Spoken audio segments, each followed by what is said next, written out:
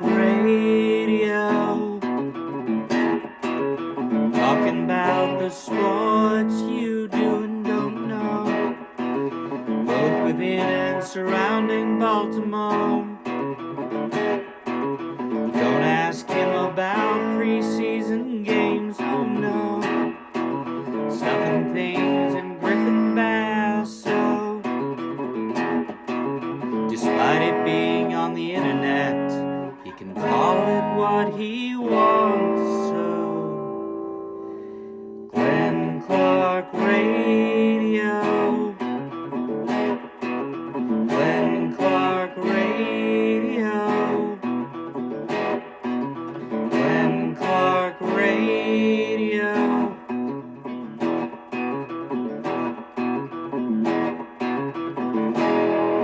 Duke sucks.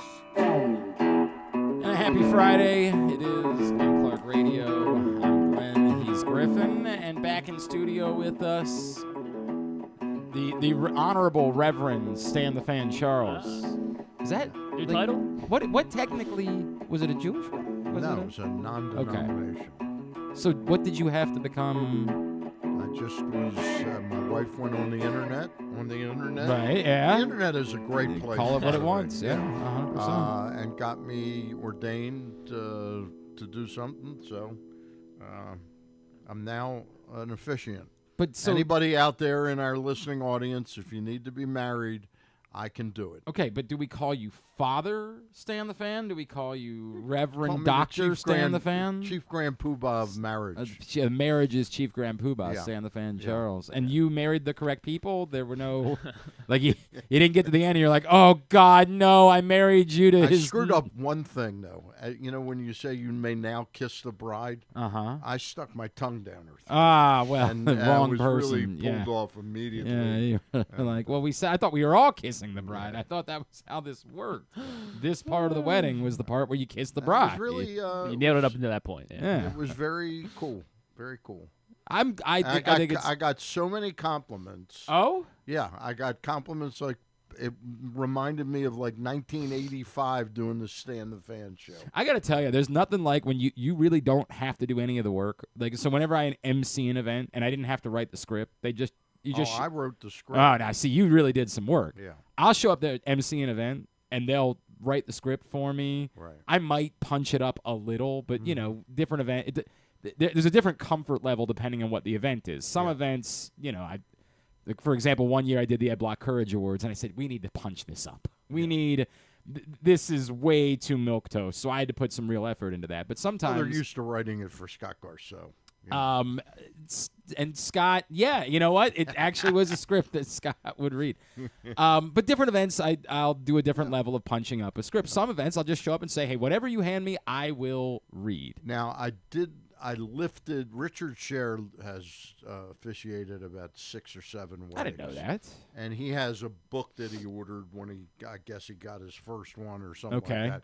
And I did lift the welcome. I used Okay. the welcome, and I did the vows and the ring, you know, that stuff. But the telling the story of the couple. Yeah, how you they can met only and all do I that wrote after that. talking Yeah. with them and, Yeah, I and putting interviewed that all them, together. you know. That's lovely. Yeah. That's lovely. Yeah. And everything worked out, and there were no disasters, Still and there was married. no. Well, now that is a miracle in this modern day. Yeah. You're sitting at Yeah, 5 with days, the stresses, right? You know. Gosh. Still very much in love. Well, that's incredible. I hear that's only because of you. I've heard they've said we were considering actually not even making it to the altar. There's proof. Look at that lovely couple. Look at those. They're Sam beautiful and people. Max. Sam and Max. Congratulations, Sam and Max. Now, did you also get them a gift, or was the gift I did the? Yeah, my wife handled that. My God. Does your giving know no ends? I don't know about that. I was told, I was asked once to be the, I don't really want to give too much away about this particular wedding. This wedding seemed like it was put together, With a I don't shotgun? know, maybe a week beforehand. And like 3 days before the wedding, I was asked, hey, you used to DJ weddings, right? And I said, yes, I used to DJ a lot of things, including weddings. They said, well, we don't need a DJ for the wedding, but we need like an MC for the reception. And I was like, well, that's normally the DJ would also do that, right? Like, it seems odd that you would need to hire a different person than the DJ. And I thought I was just going to the wedding to be a guest. But you know what? Whatever you need, I'll be there for you. And it became clear to me there was no DJ. There was like an iPod. Like, that's what there was. They were just going to play some music. This was a very thrown-together wedding. So I put a fair amount of effort into trying to step in as to DJ. I wasn't going to be the DJ, but I was going to make it look as much like there was a DJ as possible. Right. And so I'm talking with some of the other folks that are at the wedding, and they're like, "Well, did you get paid for that?" I'm like, "No, of course I didn't get paid for that. It's my friend. I was going to do." They're like, "Did you also write a check?" And I was like, "Well, yeah, of course we wrote a check. I mean, it's a wedding. Like, what did you think we were going to do?" And they said, "Go take that check out of that card. Like, why would you do both of those things?" And I said, "Well, I don't want to be a jerk." Like, they said, "They're taking advantage of you. They're taking advantage of you. You're paying them so you can work for them?" Really? I really didn't think of it. No, Yeah. Of course I did. There's an average. The first thing I did when I took this job is I Googled how long what does the average officiant make, right? $240. Now I would say, now that you're experienced, you gotta be on the plus the side. Tariffs of 100%. And again, that's just the average. Yeah. So that includes I'm people, not average. That includes people that have never officiated before. You are now an experienced professional officiant. Yep. $240. Get the entire F out of here. You want me to be your manager? Yeah. You want me to be? I would like you to get me some weddings. Very good. Very good. Ladies and gentlemen, Glenn Clark here. Hi. Are you considering getting married? Think about it. Think about it. Okay, you're still considering it? I want to tell you something. Your special day, it can be an okay day. It could be a day that maybe you'll think about years down the road. You'll be like, I guess I kind of remember that day. Or it can be the most memorable day of your life. Look at this man. Who do you trust to make sure you're appropriately wed? You know what I've seen about divorce rates in this country? Divorce rates skyrocketing through the roof. This man has a 100% success rate. He has literally never officiated a wedding where the couple isn't still together. Now, you can play the odds, and you can go with some Johnny-come-lately padre and say, "All right, guy, Johnny-come-lately padre." Yeah, I like that. you can do that if you want. You can cheap out and just get any old, man of the cloth. But this man is a man of all of the cloths, all of them. He's not just a Catholic priest. He'll do anything. Wow. Any single, whatever it is that you believe in. If you're in the church of the Flying Spaghetti Monster, I promise you, this man will marry you. Let me just add, I also am able to waive my fee in return Wait a second. for being able to watch you consummate your marriage. Now, wait a second. As your manager, I can't.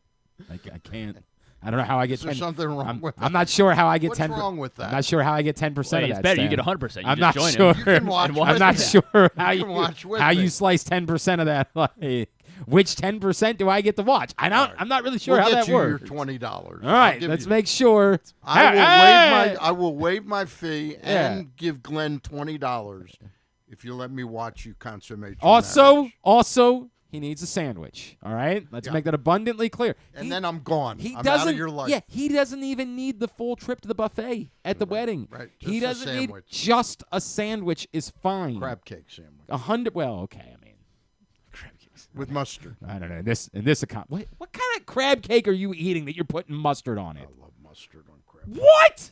Yeah. Oh, I don't know how we continue. What this crab show cakes are you now. eating? Yeah. I don't know how we do this show anymore. Bad crab cake? I'm gonna be honest. I quit. Hire a different padre. I can't do this.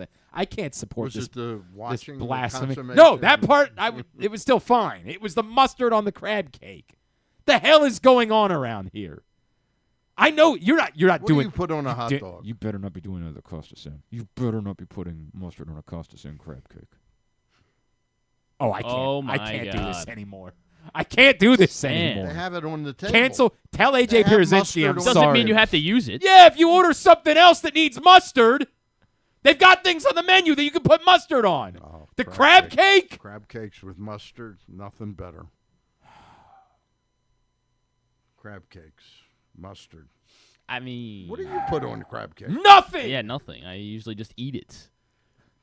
Because if I need to put Lame. mustard on it, I've got a terrible crab cake in front of me. No. Enhances the flavor. Oh, God. How much mustard you like? Just yellow, like Heinz mustard? Yeah, It doesn't matter. yeah. Yellow mustard. Yellow mustard. You know what goes in the crab cake?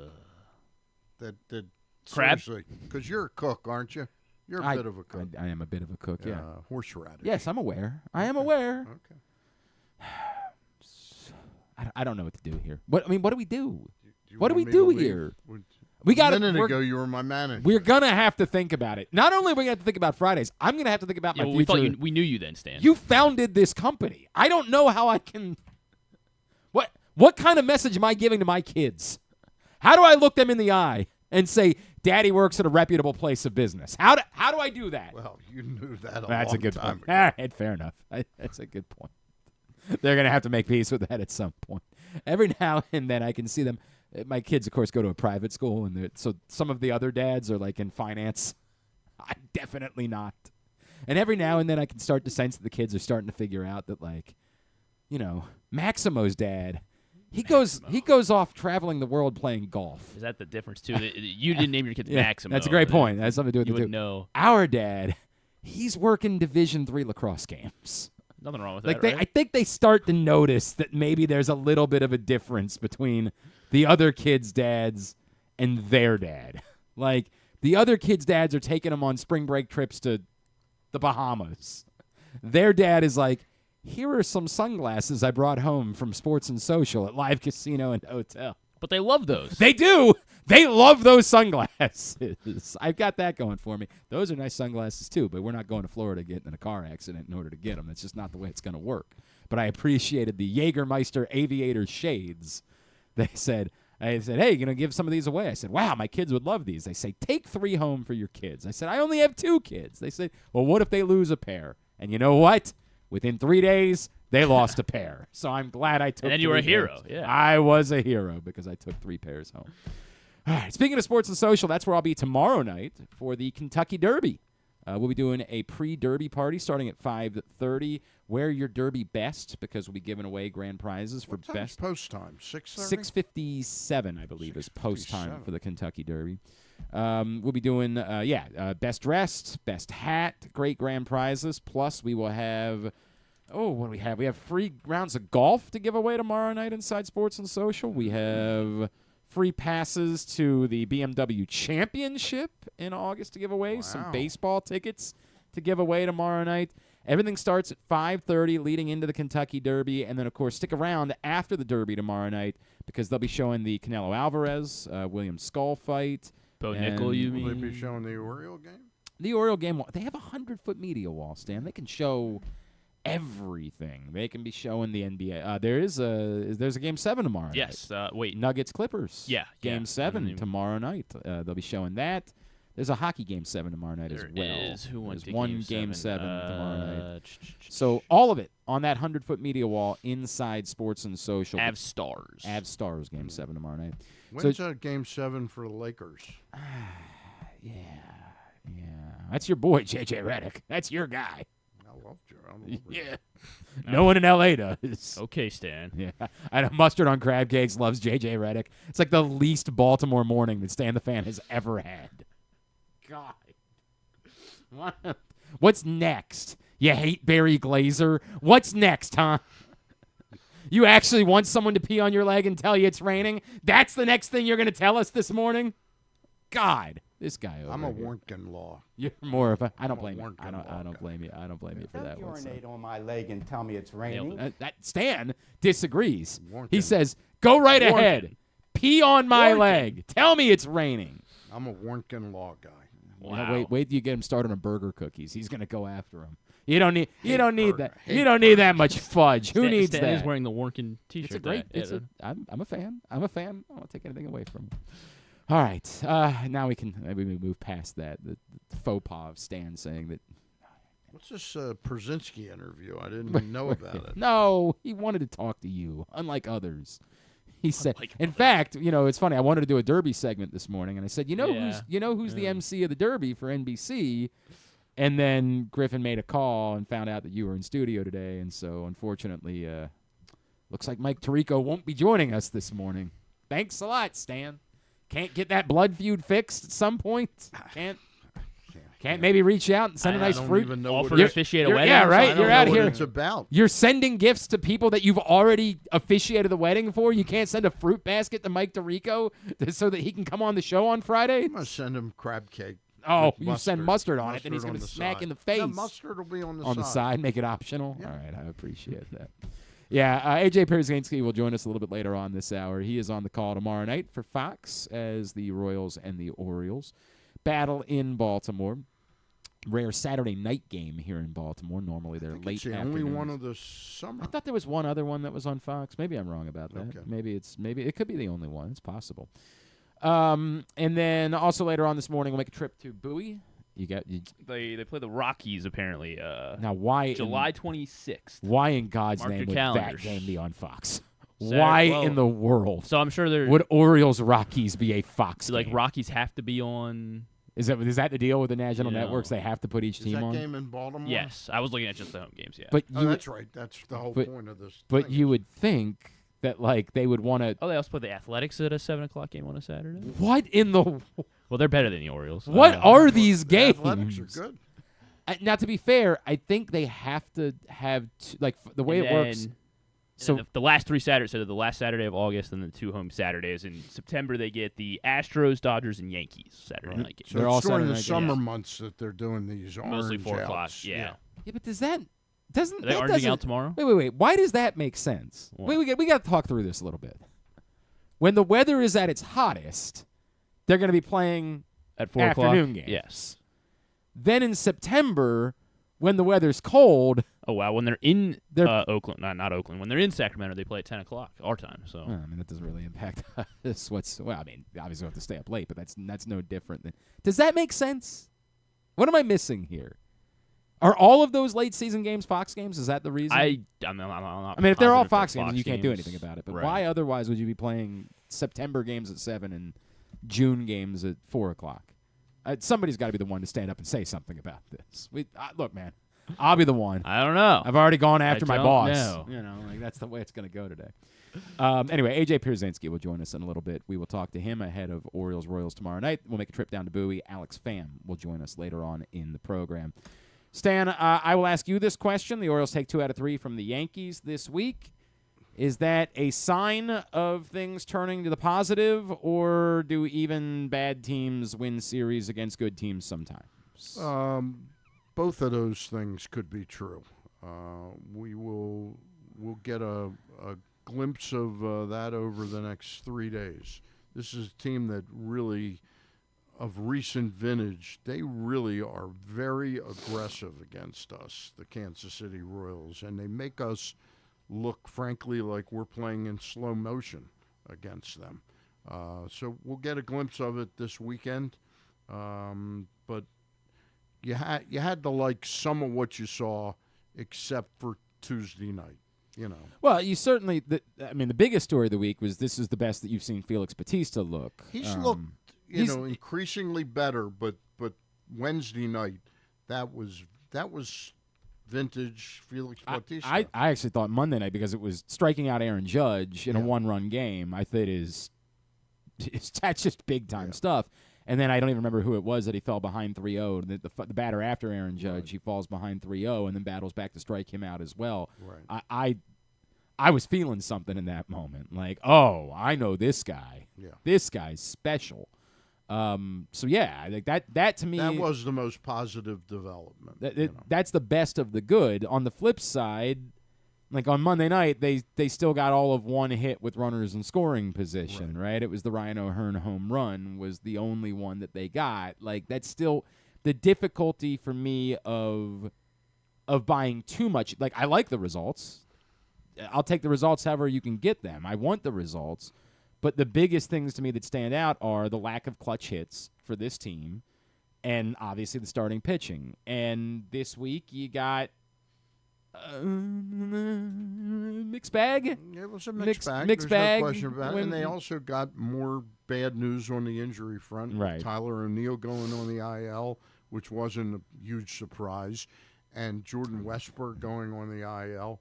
So that was, disconcerting. But hopefully both of them will be back in 10, 12, 14 days and be more representative of what they can do to help the team. You are not concerned that Kyle. We talked before the show. You are not worried about Kyle Gibson's first starts. No. That was a whole rush job, which a lot of times when you do something like that, you get those kind of results. In my opinion, I look. I don't think he's going to give up. I don't think everybody's going to hit a home run every time. A 3.3 ERA? No, he's a 4.2, 4.4, but that was unusually bad, and that was probably a much tougher spot than we took into consideration. But they, like you'll hear later in the A.J. Pierzynski interview, they really were up against it. Well, somebody's got to pitch. Yeah, that's somebody's part of the gotta problem that they have right now is someone has to pitch, and they don't want to put Charlie Morton out there at the moment, understandably so, because Charlie Morton's been brutal. But it's the thing I said when somebody said, well, you got to get rid of Charlie Morton, right? But somebody has to pitch. Right. Like, someone has to go out there. What are your options? Right. You've just seen what the option was. It was Brandon Young, and I haven't made a career correct, yes. judgment of him, but he's not ready he's right not now ready to be right he's now. not. And look, for the most part, that's what Cade Povich is too. Yeah. He had the one really good start against the Nationals, obviously, that was incredibly encouraging after they decided not to send him down, which is what I thought they were going to do Right. when they needed to get a starter. And for one start, it worked really well. And then he battled the other night. Yeah, he pitched well. In fact, I got to be honest with you. I would have left him in. To pitch to Judge. Yeah. Wow. I would have tried to get a little bit more out of him. You would have tried Povich against him. Yeah. I would have left Povich in the game. Yeah. I don't think I want to start seeing. He was the tying run at the plate at the time, right? Yeah. It was the tying run at the plate. It wasn't the winning run. I'd walk him. I'd just walk him every time. Yeah. I can't. I mean, I just. Yeah, I would have walked him and let him pitch. I understand the thought. I don't think there was more. I didn't think Povich was very good that night. I think he battled, and I think that you give him some amount of credit. I talk constantly. Everybody knows Steve Johnson is one of my close friends, and he always gets on me all the time about this is pitching, right? Pitching is you're not going to be very good, but can you battle and can you fight through it? And that's I do think you deserve an amount of credit for battling. Yeah.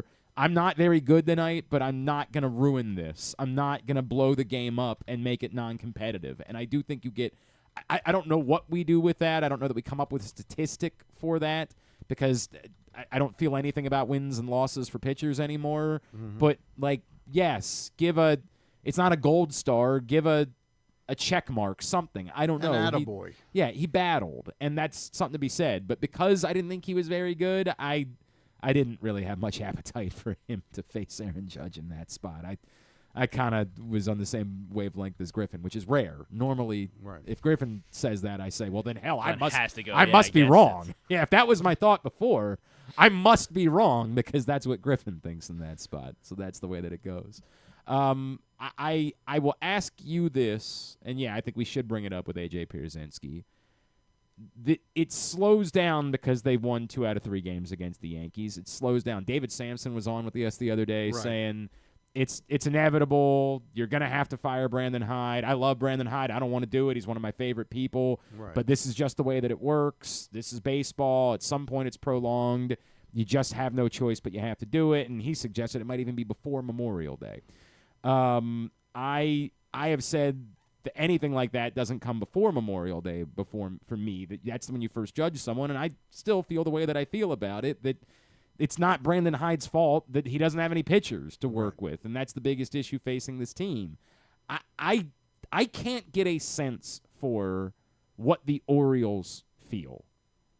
and where they are and how disappointed they are and Well, it's not surprising. We've got a general manager who is exceedingly tight-lipped. I mean, he runs the tightest-lipped organization we've ever seen here in Baltimore.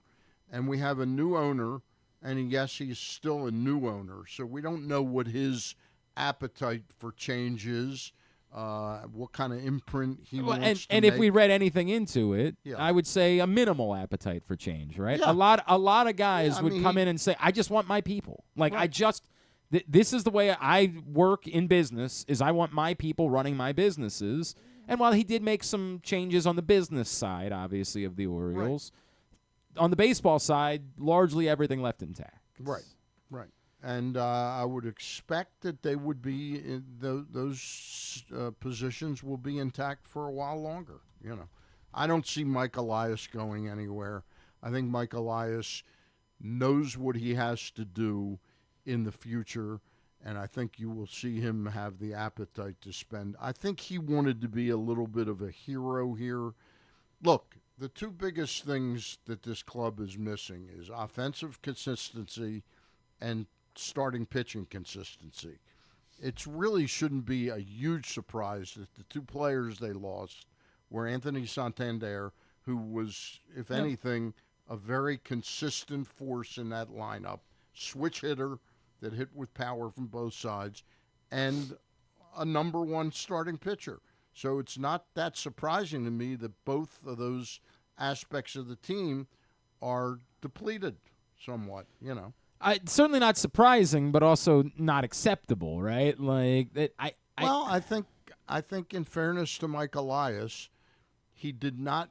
We can sit back here now and easily quarterback and say, well, you know, he's got this Grayson Rodriguez, and he's been nothing but injured the last couple seasons.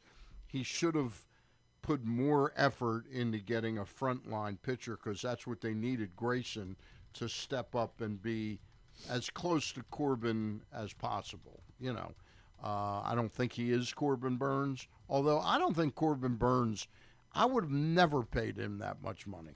Okay. I think it's easy to Stan. I know exactly what you're saying, and I think it's easy to say that. I think there are a lot of people that really dive into numbers. The problem being that's the cost of pitching. Yeah. Like that's just the way. Do I think he's really worth that number? Probably not. Yeah. But I don't know that any of these guys are worth those numbers, and that's the numbers they're getting anyway. The guy I would have really made an effort for was Max Fried. Well, That's the guy. That was the guy I wanted going to the offseason. That was the top of my hit list was Max Fried. Now that's a boatload of money and a lot of years for Max Fried, and a lot of people would say the Orioles could never give that many years to a pitcher. They just can't be on the hook for a contract of that length. And it's again, all of these things are easy to say. Yep. We can. The criticism for me of Mike Elias is you didn't draft pitchers. Well, that goes back. We've talked about that. When you 5, decided 6 not years. to draft pitchers, understanding you're saying we got too high a picks. These pitchers are too volatile. We can't put this big. That was an arrogant decision by Mike Elias, and it's proved to be wrong. But it required you being willing to say we're going to have to pay a tax for that. Right. It can't be both. You It can't- can't both be. It's too volatile to draft the pitchers, and it's too volatile to give the big money to pitchers. Well, I think Mike Elias was right in using the highest picks that he had on the offensive, 1-1, but yeah, probably yeah. right. There's no, and even the twos because he got Westberg as a 2, but there was a lot of picks where he just didn't. I mean, a 5th round, a 6th round pitcher. It wasn't until 2 years ago that they finally started even using that type of pick on pitching. Right. It's unfathomable to me that the answer would be we can't draft pitchers and we also can't sign pitchers. Yeah. It's professional malpractice in that one aspect of what he did to just sort of say, I can get the pitching, and in some parts he did. Well, you got Zach Eflin, and you give him a lot of credit for that. Well, he got Cade Povich in one trade, and he also got Kyle Bradish in a trade. And Kyle Bradish is a pitcher. I don't know yet if Cade Povich is a pitcher or not, right? Like that still remains to be determined. I think if he will be a decent pitcher. I hope he will be. Yeah. I can't give him credit we're for that. We're agreeing though that there weren't enough other bodies in the organization, and frankly, I got to be honest, the area that I thought we would have seen something, and I give him full credit, though, because it was under him that he was able to emphasize to John Angelos how important the international area was. I thought we would have had a pitcher up by now. Yeah, sure. So you start spending money a and couple. Yeah, we do keep in mind those are young players that you're signing, and we're still well only you're talking about 16-year-olds that. Yeah.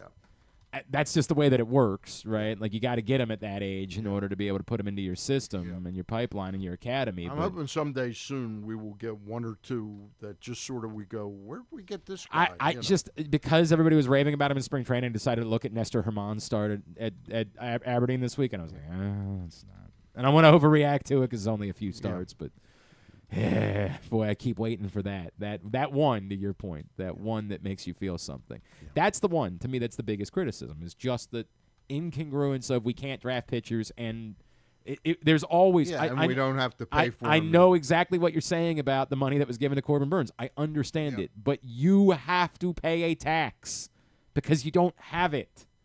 That's the way that it works. You can't be the team that has no pitching and says, yeah, but we can't pay that type of money for pitching, because the actual cost isn't the pitcher. The cost is you don't have any pitching. Like, that's the actual cost that you're dealing with. Again, and this is the part, and I do think the overall miscalculation by Mike over 5-6 years is significant. In fairness to him, he did make some moves to get pitching, and those guys have all been injured. Chase McDermott, we haven't been able to get a grip on him. We haven't been able to get the new Trevor Rogers. Grayson's hurt. Eflin's injury really was mind-blowing. Yeah. I mean, in light of all the problems they had, he was the one thing. Suddenly, if you had him and Sagano both pitching well, this doesn't look as bad. Oh, it's not as desperate. Yeah. There's no doubt. I mean, it's still 2, but it's definitely not as desperate as, every night you're saying to yourself, God, how are you going to win this baseball game? Yep. How in the world are you going to win the game? It would help if Dean Kramer also showed up. I mean, I don't know what our ceiling is for Dean Kramer, but Jim Henneman's one of the most knowledgeable and still remains at 89 years old or 88. And he likes Dean Kramer. There's a lot of people that do, and you see, I have gone the other way where this is just I'm not disappointed by Dean Kramer. I didn't think Dean Kramer was a guy that you needed to have in your rotation any longer. I thought that as a team you should be in a place where you were graduating from Dean Kramer. Yeah.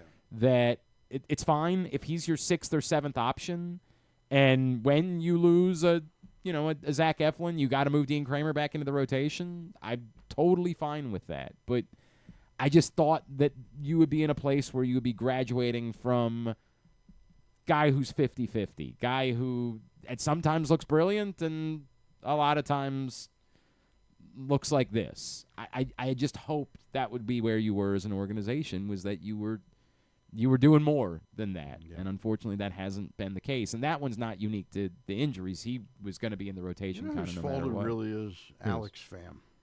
That's whose fault. War on Alex Pham? Yeah. Going war on Alex Pham. Yeah.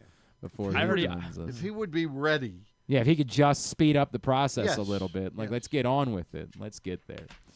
Today's show also brought to you by County Sports Zone. CountySports.zone is the website for you to find out everything going on in high school sports, into the playoffs in girls high school lacrosse already. Just around the corner for the boys, and then baseball and softball as well. Scores, schedules, updated look at the brackets. Find it all right now. CountySports.zone, proudly sponsored by your local Toyota dealer and buyatoyota.com. When we come back in, A.J. Pierzynski is going to join the program before he calls Royals-Orioles tomorrow night. That's next. Stan is here. It is a Friday edition of Glenn Clark Radio. Something big is coming to Maryland. But it's more than what you think. Because this year, it's more than a race. It's the Preakness Festival 150. And if there's one event you don't want to miss, it's the Magic of Maryland Music Celebration with DJ D-Nice. Club Quarantine 5 Live. BSO alongside conductor Igmar Thomas. Special performances by Deborah Cox, Jadakiss, Too Short, and more. Tickets are limited. Find them and see all other events free and ticketed at PreaknessFestival.com. What makes the Costas Inn so special? This is Stan the Fan telling you that it's the people that work for you, cooking and serving. But that menu is also special with a capital S. Soups, salads, the raw bar, pasta dishes, seafood specialties, and entrees like the Costas combos, steaks, chops, ribs, amazingly delicious meatloaf, and all manner of delicious spilling sandwiches, including pit beef and turkey and subs. Of course, the steamed crabs are as good as you can get anywhere, and they serve them 12 months a year. The crab cakes are out of this world. Costas is open 7 days a week for lunch and dinner at 4100 North Point Boulevard, and coming soon, very soon, Costas in Timonium at the OTB Parlor at Timonium Racecourse. We'll get you the opening date real soon. Make the most out of every day in your Toyota RAV4. Available in hybrid or gas-only models. A RAV4 can get you where you want to go in style. Check out buyatoyota.com for deals on new RAV4s from your local Toyota dealer today. The latest edition of Press Box is available now, and on the cover, Luke Jackson looks at the long road back from Tommy John surgery for Orioles closer Felix Bautista, as well as Kyle Bradish and Tyler Wells. Also inside, we learn more about new Maryland basketball coach Buzz Williams from the players who have played for him at other stops. Plus, evaluators around baseball chime in on Orioles' top prospect Samuel Basayo. Press Box is available for free at over 500 locations throughout the region, including 60 Royal Farm stores. Or you can read the entire issue online at PressBoxOnline.com, where you can also find great betting advice and the best daily coverage of the Orioles, Ravens, and Terps. Need a trophy or award that's as unique as the achievement? Look no further than Crown Trophy. With locations in Owings Mills and Gaithersburg, they specialize in custom trophies, plaques, and medals for any occasion. From sports and academic awards to employee recognition and corporate gifts, visit crowntrophy.com today and let them help you create a lasting memory for your school, team, or business. Crown Trophy is a proud supporter of the Maryland Public Secondary Schools Athletic Association. crowntrophy.com. One of the things that's definitely wrong with this country is that this dude still has a job somehow, some way. Glenn Clark. Back in here on GCR. Stan the Fan Charles in studio with us on a Friday edition of the program.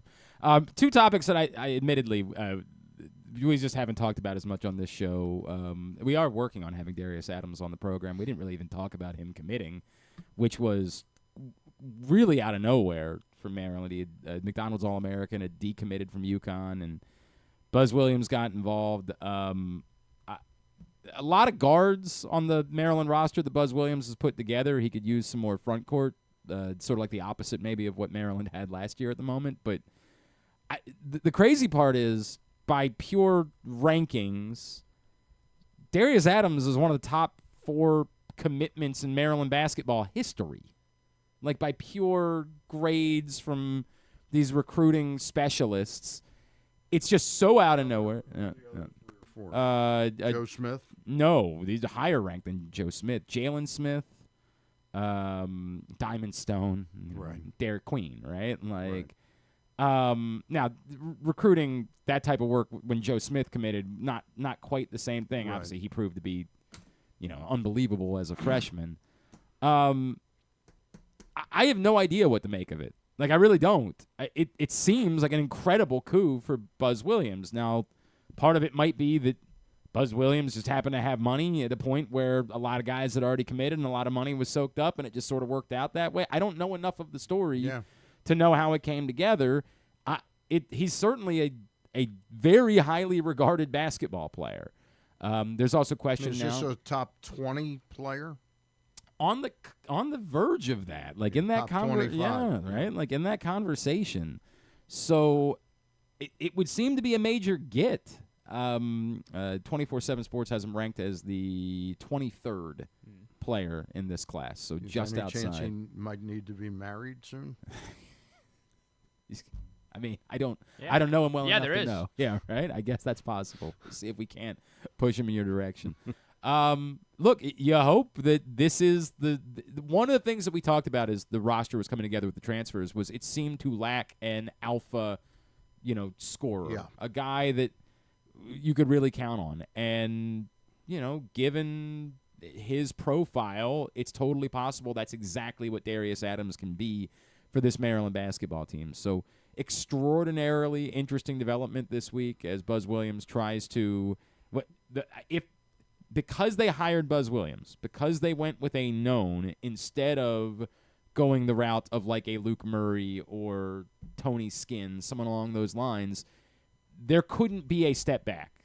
The way to justify this hire is we're trying to build off the success that we found.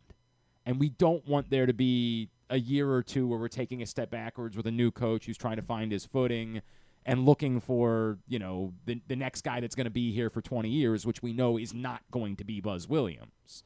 So the way that you make that is you say, we expect we're going to compete immediately, even though you're losing your entire roster.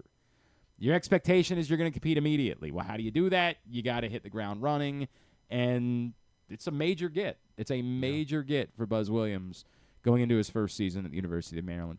And we also didn't really spend much time talking about Kyle Hamilton and Tyler Linderbaum. It sounds surprising when you see that they didn't pick up Tyler Linderbaum's fifth-year option until you realize that option would have paid him $3 million more than the highest-paid centers in football get. So then you say to yourself, okay, I guess I can understand that a little bit. Was it $3 million or was it $5 million? I thought I saw that it was the difference was between 18 and 21. I thought it was 18 and 23. I thought it was it was going to be 23 for Linderbaum's fifth year and Creed Humphrey's getting 18. I saw 21. That was the number that I saw. So I won't pretend to be a perfect expert on the subject. So that makes you say, okay, I can understand that a little bit more. And the way that they worded it is, this is not us saying we don't want to have Tyler Linderbaum around. It's just us saying that number doesn't make sense for us to. We can't set the market at that number. We're radically changing the market if that's the route that we go. The one thing I will say is, and I've said this before, at some point in negotiations, I have always wondered if there is a limit to just how much money you can ever pay a center. The Ravens are a team that's been willing to sort of pay guys. We still want to prioritize inside linebackers, certain positions that other teams maybe have de-emphasized in recent years. It's the, you zig, we zag thing, right? Like, we'll still prioritize running back, which worked out quite well for them, obviously, last year with Derrick Henry. And now looks like a steal. But at the time, the question was, is it worth spending any money at all on the running back position? The Ravens have said we're willing to do things that other teams are not necessarily willing to do. Tyler Linderbaum's been a very good football player. Is there a point in negotiations where if his camp says, yeah, we want to break the record, we want to make more money than a center has ever made before in the history of football, we've got the guy to do it, the Ravens find themselves saying, not here. It's just not, that's not an appropriate way for us to spend our cap space, is to give record money to a center. I think they're going to figure it out. I think they're willing to pay Tyler Linderbaum because he's been really good, and I think they're going to figure it out. Yeah. But to me, there does need to be a limit for how much you can. It's kind of at their number, And I think they're willing to go around 18. Yeah, I think they're willing to go to the top-ish of the center market in order to pay Tyler Linderbaum. I just don't think they're going to be willing to go beyond that, and it'll be interesting to see what Tyler Linderbaum's. Who was the Ravens when they moved from Cleveland? They had a really good center. Is it Everett? Yeah, Everett, and he went to the Eagles as a free agent. And there was even talk. Steve Everett, right? There was even talk back then about paying a center that much money. Well, I mean, now that's probably more than double. Oh, it's more way more than double than that. $4 million. It's been It's funny because we had this almost like revolution of centers throughout. Maybe I'm thinking of the wrong word here. For the Ravens. Revolving door. Yeah.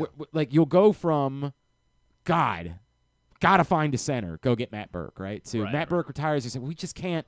You can't be spending your funds. Now we're paying a quarterback. Right. You can't be, and so you do the Gino Gradkowski and Ryan Jensen, Jeremy Zuda, and that experiment for a few years, and you find yourself saying, my God, we need a better center. Like, we need someone that we can rely on to be that guy. We can't be having – and, look, if you want to criticize one thing for Tyler Linderbaum, as good of a blocker as he's been, there's still been these weird snaps. Right. Yeah. Like, you want to get paid upper-end $23 million. money. It is the exact number. It's 23.4 if they had picked up all right. the fifth-year option for That's- 2026. It's And batty. Creed Humphrey's getting paid 18. It's batty. Right. So, yeah, I get it. I do. When you first read it, you're like, what? What are you doing? And then you find the numbers and you say, okay, now I understand that. And I would say that Tyler Linderbaum, you want that top center money, the puzzling snaps, like the hell just happened there? Like, what was that? You don't do enough as a center for me to be able to just say, like, this is always what Brett Favre, the quarterback, not Brett Favre, the human being, who's a piece of crap. Brett Favre, the quarterback, I would always compare to Manny Machado. People would complain about Manny Machado, the base runner, and I'd say, I'll deal with it, right? Like, yes, I wish Manny Machado ran out every ground ball. I wish he was a more interested base runner. But I'll live with it because he's otherwise exceptionally good at baseball. He is a generational talent. Brett Favre was going to throw the ball to the other team. It was going to happen, right? Like, you were going to get – that was part of the Brett Favre experiment. But yet, you got Brett Favre on the other side.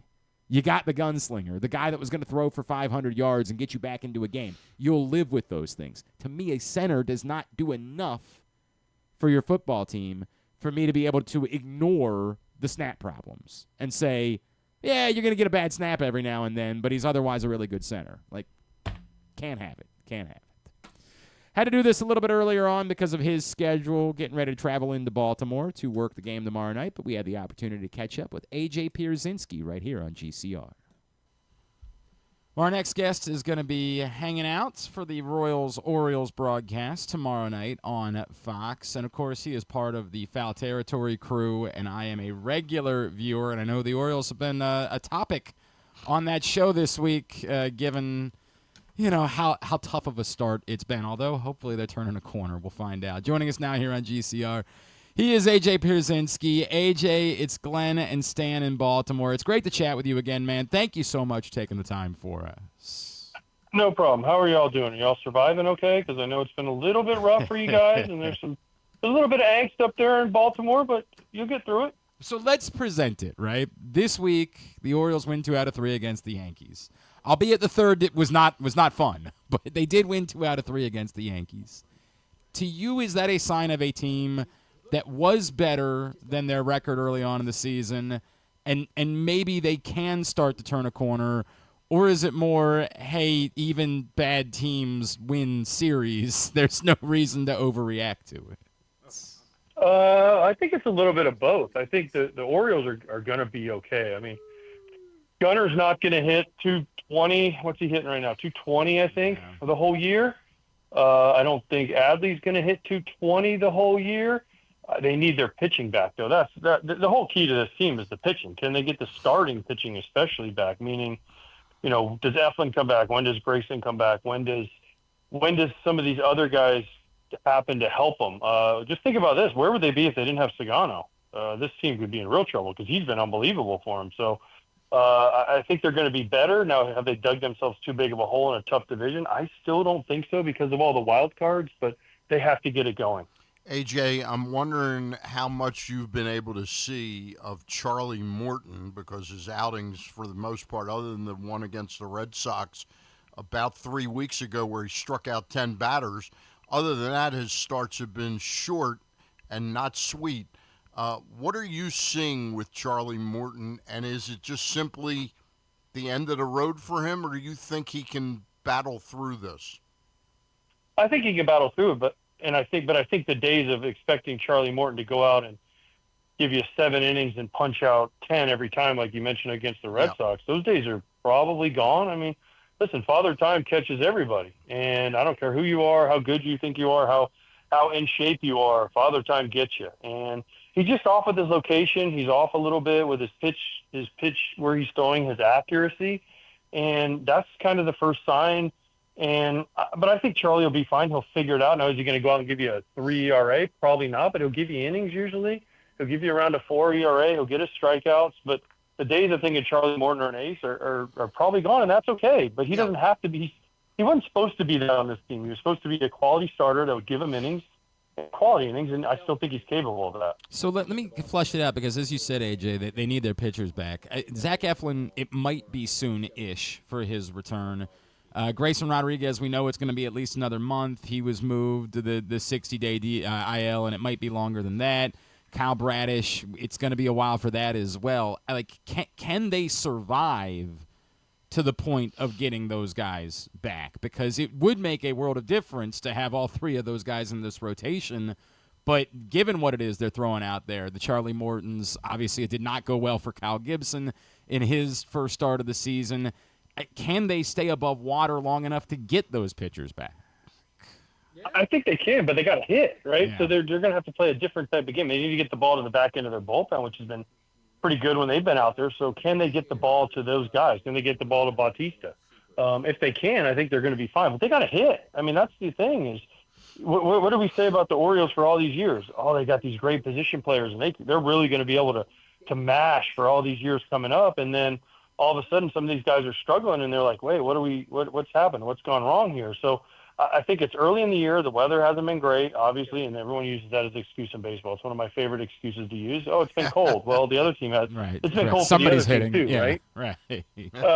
Right. So Aaron Judge isn't very cold right now, so it doesn't really matter to him. God. But they just got to hit. That's the big thing. And listen, it's easy. It's such low hanging fruit, and we've done it too on our show, Foul Territory.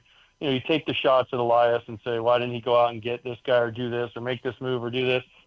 But sometimes those moves aren't justifiable, and as much as it sucks for fans, it is what it is. You got to win with what you got for now, because there's no reinforcements coming for a little while because of the way the system's set up. So you got to tread water until you're able to get your guys back, and when you get your guys back, you got to get hot. So are the Orioles capable of this? 100%. Will they do it? We'll see. AJ, you, of course, been around the game for a long time. There's always all this talk about how long spring training is, and it's too long. You saw what happened to Kyle Gibson in his first major league start this year. That was a rush procedure, though. No spring training, no real innings. He didn't pitch in spring training, so they rushed him on sort of a rehab or an option down to the minors. You saw the product. It was too rushed, wasn't it? Every time guys skip spring training, this seems to happen. Yep. It happened. Remember Jordan Montgomery with the Diamondbacks last year? Sure. Even Blake Snell missed spring training. And what they say, oh, man, I really needed spring training. Every player, I don't know if I can say this, were bitches and moans about spring training being too long and this and that. But then when they don't have it, they're like, man, I really needed those 6 weeks of spring training. Right? What do baseball players do best? They complain. That's kind of the running joke is, oh, you're a baseball player. You complain the best. And it's true. We complain about a lot. We have it really good when we were playing, and it's a great business and it's a great career, but we like to complain because it's the easy thing to do. And so, but yeah, you need spring training. And listen, Kyle Gibson I thought would be okay because he's been a veteran. He's more of a sinker baller, but he just didn't have his touch and his feel, and the Yankees took advantage of it. So, yeah, was it rushed? Of course, it was rushed because they didn't have anybody else to pitch, right? They had guys that they didn't think they'd be as good. He had one bad start. Let's see how he does in the second and the third start down the road, because you don't really hang your hat on one start. So let's see where he is, and 2-3 starts from now. I think he'll be fine. Again, he's not a big strikeout guy. He induces soft contact, a lot of ground balls. He pitched in Baltimore before. He knows it, and he enjoys it there. So he'll be fine. He is AJ Pierzynski, Foul Territory, and, of course, Orioles-Royals tomorrow night on Fox. AJ, I know you guys got into this conversation on the show yesterday, and you alluded to Mike Elias and then the discussion about Brandon Hyde. And, look, hopefully the Orioles keep winning and all of this conversation goes away. If they don't, when is it appropriate to have a conversation about change? And I'm someone, I think Stan and I both like both of these guys and have no interest in talking about their futures. But when does it become, hey, this is no longer just too small of a sample size or something like that? There might just need to be a change for the sake of making a change to try to mix things up. Gosh, this is the worst conversation in the world, because that means people are losing their jobs, right? And they're good at their jobs. Brandon Hyde, let's not forget, he took the Orioles to the playoffs last year. Now, granted, they didn't do what they were expected to do in the postseason, but he took them there the last 2 years. And the thing about Brandon Hyde you have to understand is, remember, he was there in the lean years. So I love that they gave him the runway to not only go through those lean, crappy years and the Orioles were just terrible, but to also experience some success with them. And I think he can do it. I mean, he was on the Cubs when they won, right? And so he knows what it's like to be on winning organizations, on winning teams. They just need to get healthy. And as far as Mike Elias goes, the key for Mike Elias is, can he take that next step? Everyone knows what he did. I don't know if you guys read the It's All About Winning, the book where they went through the whole Jeff Lunau experience in Houston and how they did all the stuff they had going on. Astro it's a great Ball, book. yeah. If you have, Astro Ball. Yeah, if you guys haven't read that book, it's definitely worth reading that book. I think Chandler Rome wrote it.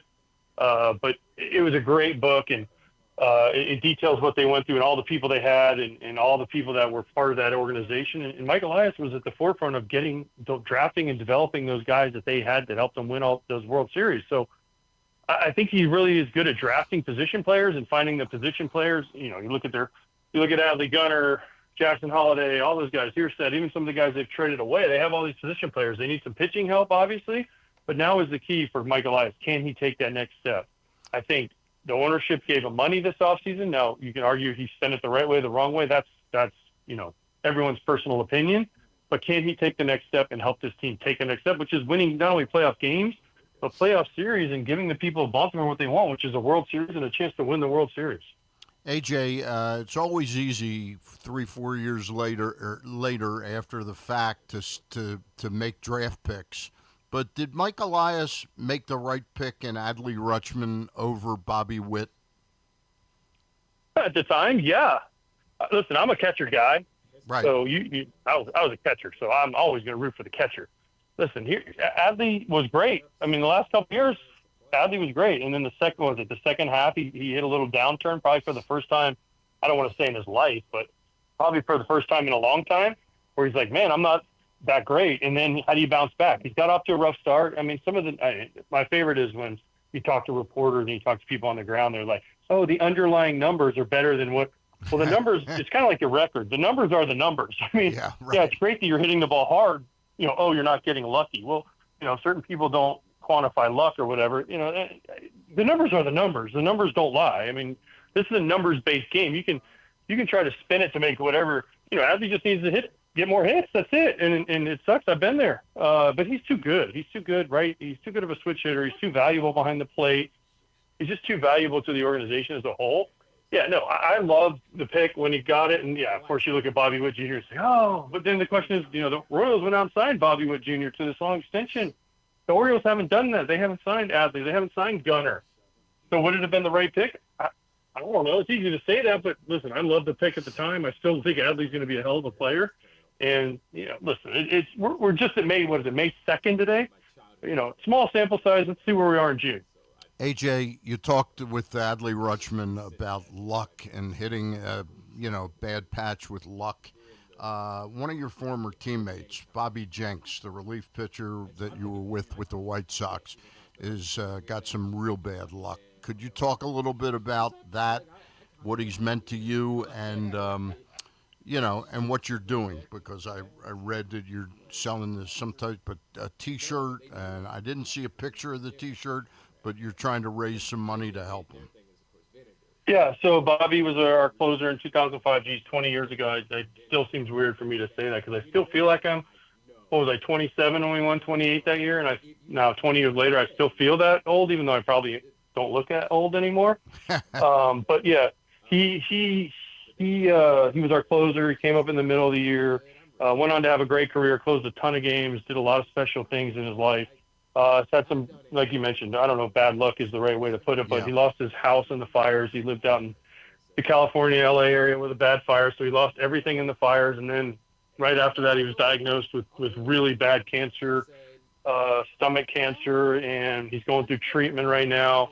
And the White Sox did a great thing. They're selling specialty design shirts that say, they used to have this thing we played there called Grinder Rules, and they're doing a Grinder Rule number 45, and that was Bobby's number, and it's like, live like it's the bottom of the ninth, or fight like it's the bottom of the ninth. And so it's just an ode to him, and the money goes to the Ronald McDonald House of the Chicago, Northwest Indiana area. And I think some of the proceeds go to Bobby. I don't know about that, but I know most of it goes to the Ronald McDonald House, which was a big thing for Bobby. So, it's just a T-shirt. They're super soft. I have one. just if you can find in your heart to, spare a little bit to help cancer research and help kids out at Ronald McDonald House, feel free. And if you can't, then hopefully there's another way you can help out cancer research, because it sucks. And he's kind of the first one of our team from that year that's kind of gone through some health problems. And anytime that goes through it, ex-teammates, you look at him, you say, gosh, we got to help this guy any way we can. This is just a small thing we can do. That's a wonderful thing for you guys to be doing, and we terribly. I mean, it's just awful that Bobby Jenks is going through that. Obviously, anything else we discuss pales in comparison. We understand that. Yeah. I want to ask you, because you brought up Aaron Judge. When do we start paying attention? And I don't mean like paying attention in that we all know Aaron Judge is good, right? Like, we're all quite aware of that. I know, shocking. Hot take. And the Lindbergh right? baby was kidnapped. Yeah, believe it. But when do we start caring that he's hitting 427 specifically? Like, when does that become something that, like, my God, he might have the chance to do something we've never seen or haven't seen in a very long time? You got to get into the summer months. You got to get into June-ish. Like I just said with Adley, you got to get into June-ish. Give me June. When we get to June 1st, I'll start paying attention. Listen, he had an unbelievable month, one of the greatest months of all time. But at what point, let me ask you guys see him all the time. When do you stop pitching to him? Yeah, oh, my God. When do you stop pitching to him? My God. I mean, I don't care who's sitting behind him. Right. When do you just – and I know guys, and we've talked to pitchers about this, and we even talked to Grayson Rodriguez the other day about this, and he's like, well, everyone thinks they can get him out because there are holes there. Yeah, but if you miss the way his swing, especially Yankee Stadium, is just tailored to Yankee Stadium. He misses balls to right field that are home runs because of the short porch. So when do you stop pitching to him? I know Bellinger hasn't been great behind him. They tried Austin Wells. Stanton's not coming back anytime soon. So when do you just say, all right, we're going to throw you 4 pitches that are perfect pitches, and we're going to miss no matter what off the plate, and go from there. If you walk, and then it's going to take 2 hits to score you more than likely. So I'm waiting for that. But until we get into June, I'm not really paying attention, because plenty of guys have hit 400 for a month. Let's see if you can do it for 2 and 3 months. It's really hard to do. I'd be in favor of giving him the full Barry Bonds treatment at this point. Like you're up by 2 and the bases loaded. You're up by 2 and the bases are loaded. You're doing the Buck Showalter. listen. Okay, I played with Barry for a year. Yeah. Nothing compares to that. Nothing compares to that experience. Trust me. Fair. He listen, as good as Aaron Judge is, Barry Bonds is in another solar system of good. It was the most incredible thing I've ever seen. I'll say this on my deathbed, that Barry Bonds is the best hitter I've ever seen, and no one else is even close. I mean, not even on the same planet as what he was. But listen, Judge is probably the best hitter going right now, all-around hitter. And I'll say this, the best right-handed hitter I've seen in a really long time. Maybe Miggy or Manny Ramirez, those guys. I mean, he's getting up into the elite, man, I don't want to see this guy come up at any time category. I want to ask this if I could, because I think I agree with everything you said about, making changes. But the argument that a fan would make is, well, even it's not somebody's fault. Sometimes you just need a kick in the teeth. You need something that wakes you up a little bit and shakes you up. Is that real, AJ, or is it you wake up the next day and there's just a different manager? There's nothing else changed. Like, you still have all the same pitches. You still have everything else is the same. Is there actually anything real or tangible that comes with change for change's sake when you make a move and it's not somebody's fault that you're not performing? I mean, does the manager matter? It does. They do a little. They do to an extent. It's a different message. They might use some guys a different way. They might speak a different way and say the same thing, just a different way, and it might register with guys differently. But at the end of the day, you have the same team. Let me ask you this. If somebody came to you guys and were like, oh, by the way, you're fired just because you didn't really do anything wrong. We just want to make a change. Everyone's job. Yeah. How would they feel? They'd be like, wait, what? I didn't do anything. What? We still have the same, producer and the same, this guy, talent booker for our radio show. Why are we getting rid of me? What did I do? I mean, that's kind of the thing is listen, Brandon Hyde knows what he's doing. And Mike Elias is proven that he knows what he's doing as far as getting a team to the postseason. Now, listen, I was only on a team once where the manager was fired in the middle of the year, and it was my last year in Atlanta. Before Freddie Gonzalez, who was there forever, just got let go by the Orioles, and they brought in Brian Snitker. Did anything change? Not really, other than we were like, oh, we got this guy, we got a new manager, and it's the same coaching staff, the same everything. I think we changed one coach, and that was it. And everything else was the same. So it was like, oh, ho-hum, we're just doing the same thing, just a different voice. And did anything really change? Not really, because we just weren't any good as a team that year. But I will say this, and we talked about on Foul Territory, when they fire your coaches as a manager, that's kind of your warning shot. Like, okay, they got rid of Freddie, they got rid of some other guys. That's kind of your warning shot. Like, hey, we need to change some stuff. And I'm sure Brendan Hyde has been working on it. I know he cares because I've talked to him a million times about it. He cares. He wants to see this organization succeed. But does firing him change anything? I'll let you guys answer the question. Do you guys really think it changes anything? No. I don't. I think that the pitching is the story. Like that to me is the bottom line. The pitching is the story. If Brandon Hyde isn't the manager tomorrow and the pitchers are all the same, I have no idea what you think you're getting out of whoever it would be that would manage the team. How are they changing the pitching? They might change the usage of some guys. Maybe. Other than that, I mean, it's the same people, right? Yep. It's the same position players. You're not getting rid of Gunnar Henderson. You're not getting rid of Adley Rutschman. You're not getting rid of Jackson Holliday. I mean, you're not getting rid of Cedric Mullins. Maybe in July if they stay out of it because he's so hot, he can probably get you guys some more prospects, right? I mean, O'Hearn's not going anywhere. These guys aren't going anywhere. Yep. So you got what you got. You just got to figure out how the pieces fit. Do you try mixing up the lineup? I don't know. You're not going to hit Adley Rutschman 9th in the lineup, right? You're not going to move Gunnar to 6th and be like, hey, let's take some pressure off of him. No, it's just you got what you got, and you got to do the best you can. Managers are hired to be fired.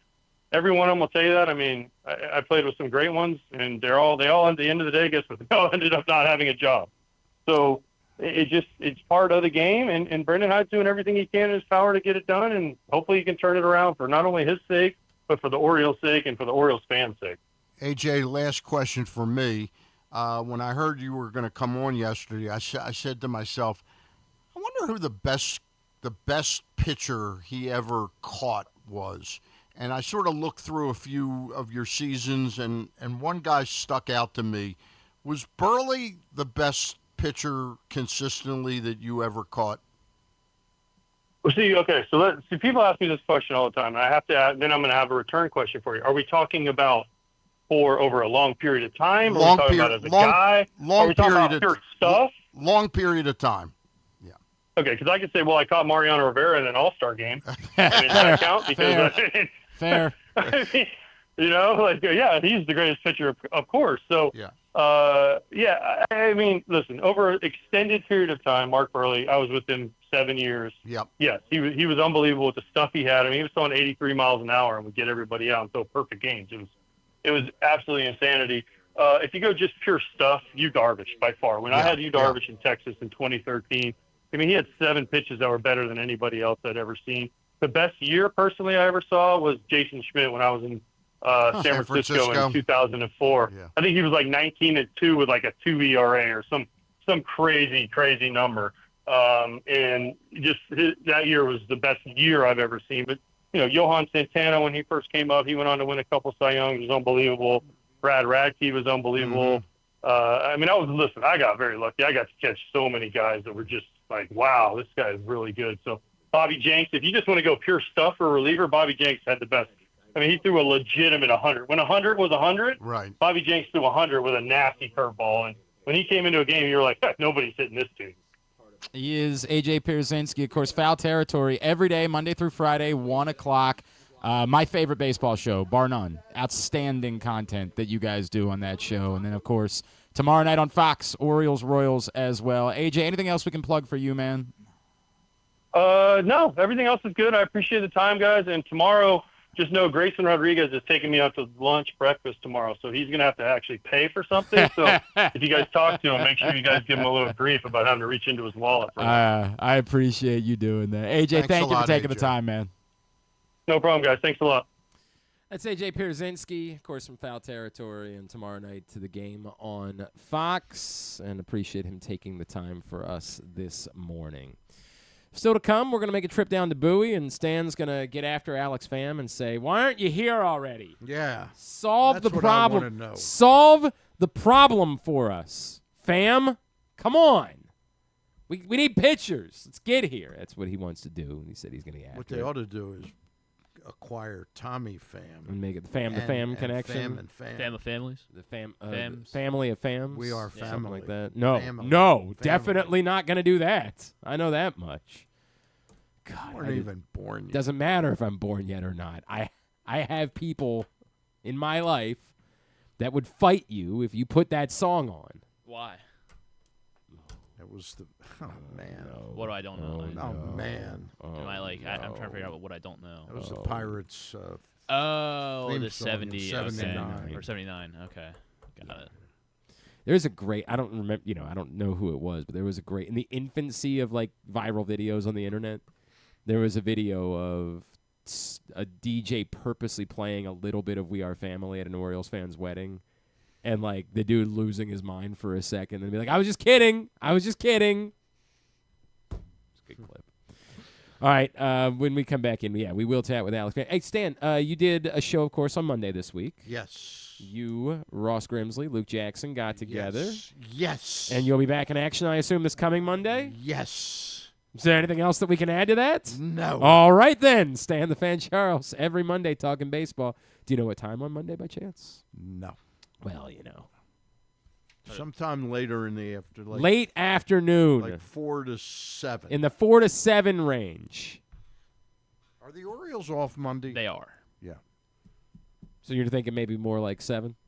Maybe. Not sure. Mr. Colson asked me to accomplish something else, and he doesn't have that time set yet. So all I right. can't set my What the hell else does he have going on?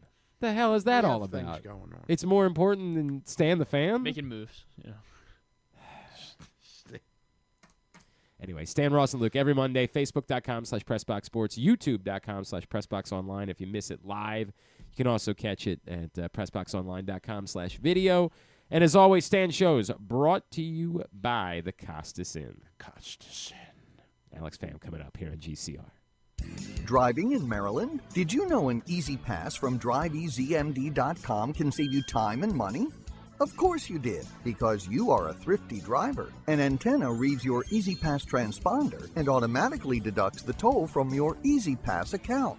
There, you just saved money with Easy Pass, all without slowing or receiving a notice in the mail. Well done, thrifty driver, well done. Get your Easy Pass at DriveEasyMD.com.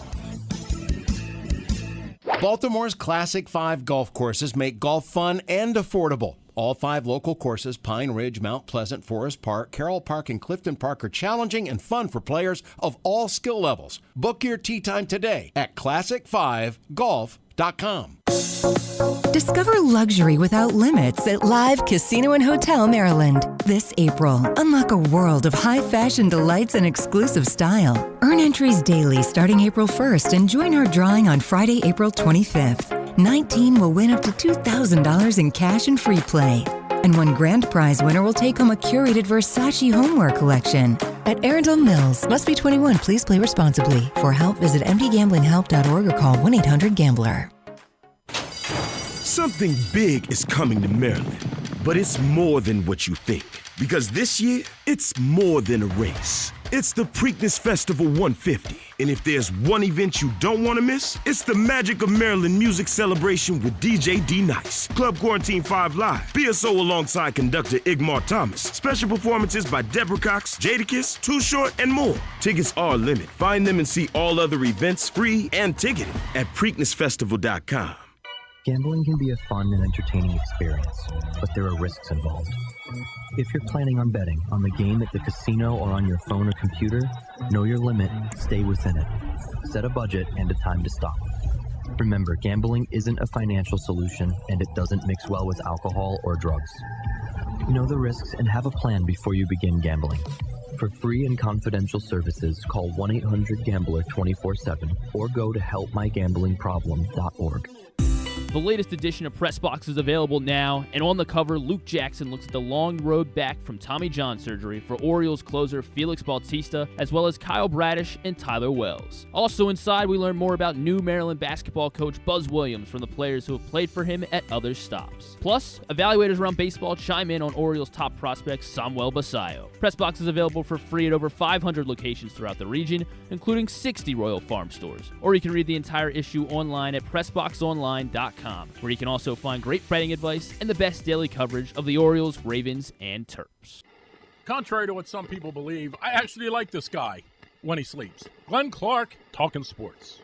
All right, back in here on GCR as we continue along on a Friday. We're about to make a trip to Chesapeake to chat with Alex Pham. I guess I should ask you, Stan, we know you do weddings. Do you do funerals?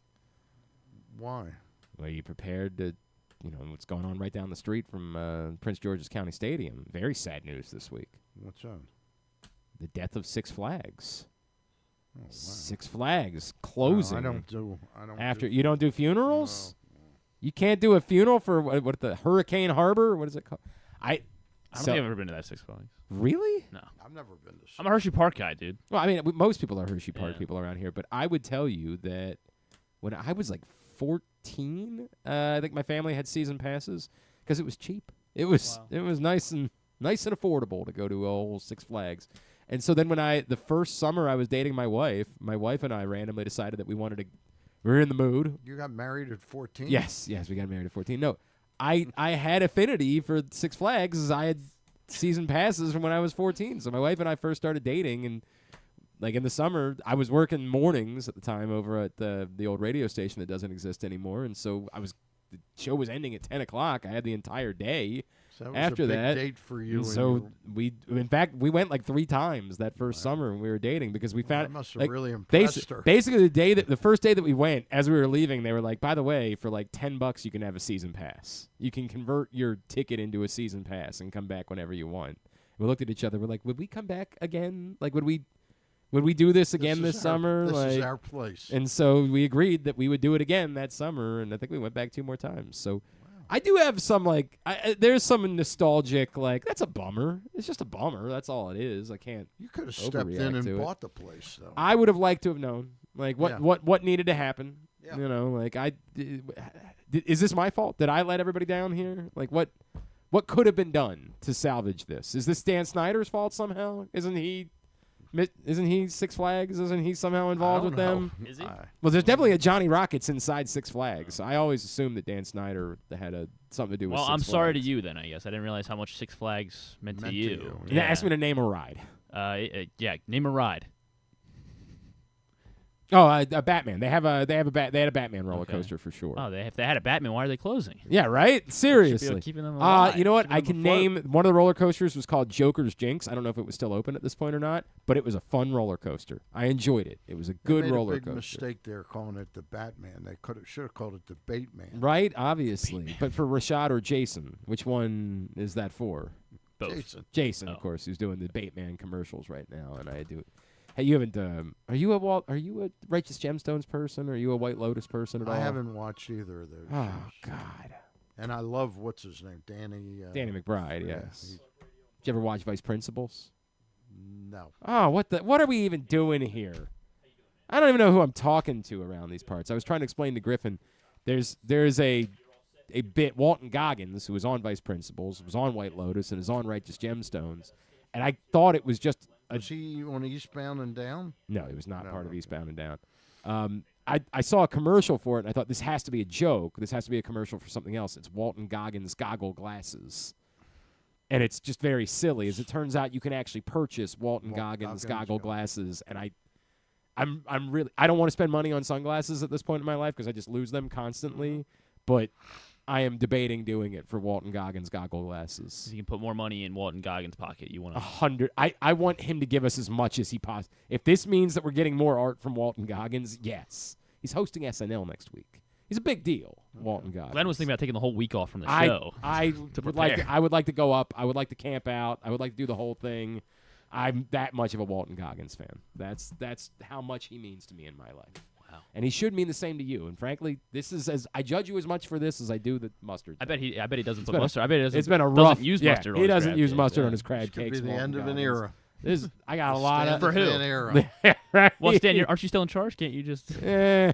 I use that. I use my powers with great discretion. Time for us to make a trip to Bowie to chat with a member of the Chesapeake Bay Sox. Our next guest, off to a very nice start to the season. He is pitcher Alex Pham, and he is with us once again here on GCR. Alex, it's Glenn and Stan in Baltimore. It's good to catch up with you again, man. Thank you so much for taking the time for us this morning. You got it. Thanks for having me back. It's been a while. It's been a little while, no doubt about it. Yeah. Alex, I imagine, there's walk me through this. Everything that you've already accomplished at the AA level. Is it disappointment when you find out that you're still there, or do you find yourself saying, no, I still have things that I want to perfect before I make that jump, and I don't think I've fully perfected them just yet? habits? Let's see. I haven't really thought of it in that way. It's more so like I'm just trying to, I guess you can say that. Yeah, I'm trying to perfect my craft to the point where that when the opportunity comes to go to the next level, I'm 100% ready. But I do believe in my skill set and just my ability that when the time comes, I think I'm ready to take care of business. But while I'm here, all I can really do is just continue to get better and just, like I said, perfect my stuff so that whatever they need me to do, I can take care of business. What exactly, Alex, are you working on at this point in your development that you can sort of quantify? Like, hey, I'm working on having better control of my breaking pitches, throwing first strikes, or is it all of that stuff? Right now, the two main things that I could think of is just like my consistency with my velocity. We spent a lot of time and effort in the off season trying to fix the mechanics and build the body to the point that the velocity kind of shows up in season. And I think just all I'm trying to work on is just making sure that the top end velocity is there at all times. And then I guess the second big thing is just pure execution and just making sure that I execute all my pitches to the right spots and little stuff like that. The one thing that has always jumped out to me about you is the strikeouts, right? Like that you've always maintained +1 strikeout per inning. It's worked that way from level to level. Have you incorporated different go-tos for strikeout pitches, or is it still the same that you've used all throughout the course of your baseball career? I'd say we added some pitches. Like the main three that I took from college were the fastball, the curveball, and then my cutter/slider, however you want to look at it. But then right now we've been working on like a splitter and kind of like this like new slider that's kind of taken the league by storm, which is the death ball, gyro ball, whatever you want to call it. I need to know everything. There's the death ball. I've never heard it called the death ball. Tell me that. Sure. So it's kind of, so everyone talked about like the sweepers, I think in like 23 and 24, right?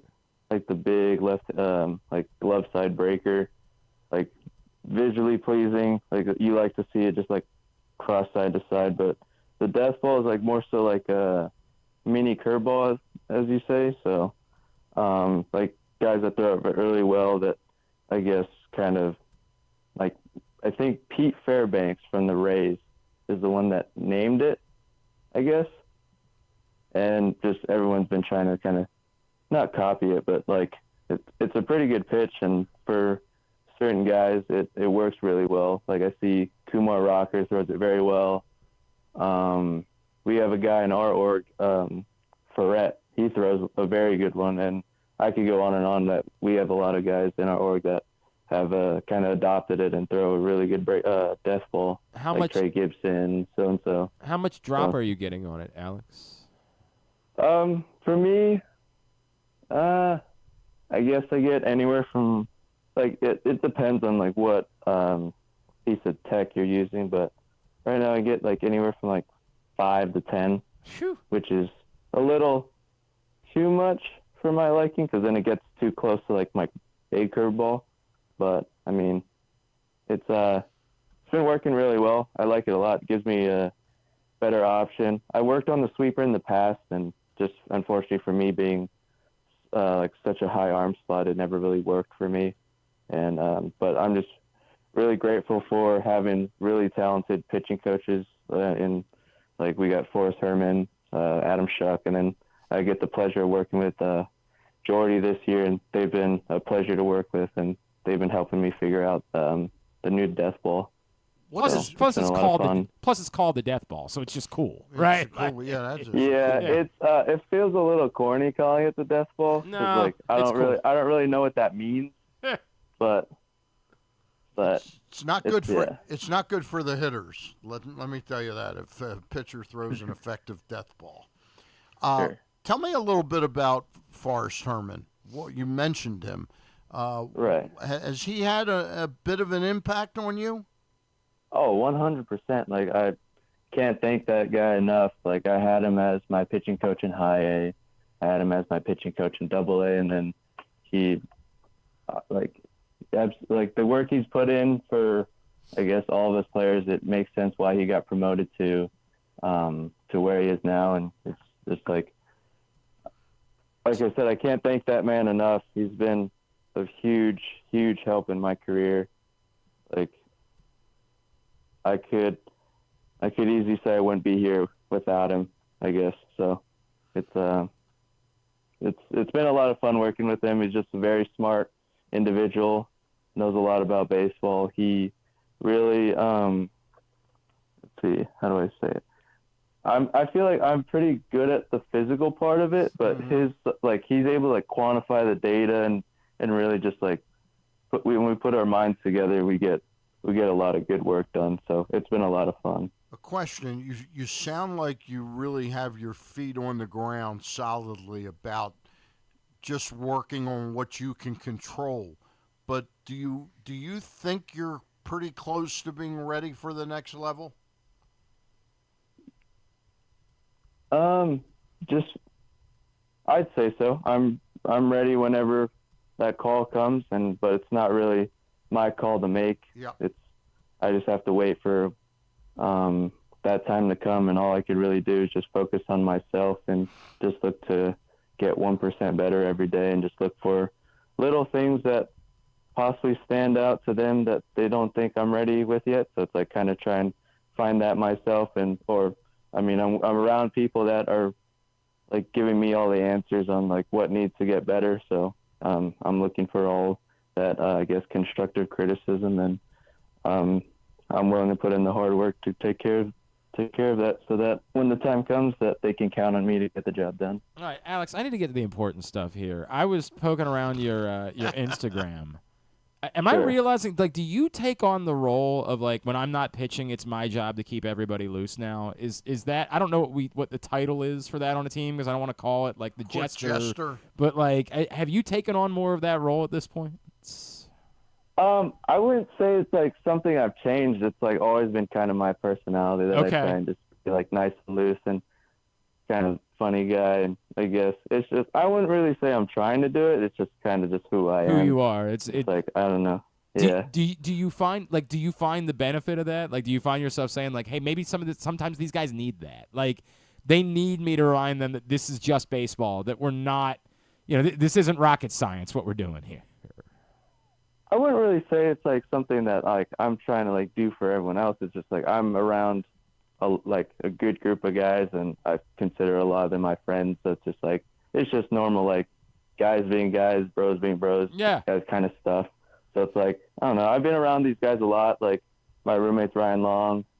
I think he's been on the show a few times, but I've been with him for, I think, 3 years. We've been friends since we first got drafted, and you bring guys like Trey Sprite, Braxton Bragg, Levi Wells, and the list goes on and on. But it's a really fun group of guys to be around. So it's like it allows me to kind of like be who I am, and I don't really have to hide anything. So it's like I get to joke around, do whatever I want. I think you're underselling this, Alex. I really do. I don't think you understand the importance of the vibes guy in an organization, right? Sure. Like the morale aspect of things. I was recently talking with someone who ran a company, and they was joking about how he was hiring, and I said, well, do you have any need for a mediocre talk show host? And he said, I need morale. I don't know what your skills actually are, but I need morale, and I need you to be my morale guy. Like the role of the morale guy is significant. Like I think you're underselling yourself, and I'm not saying that you fake it or you purposely go out there and doing it, but I think the morale guy has an important role on every team and in every organization.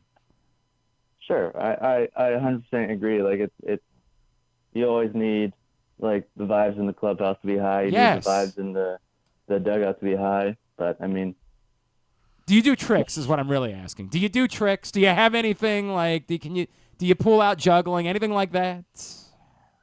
Not juggling, no.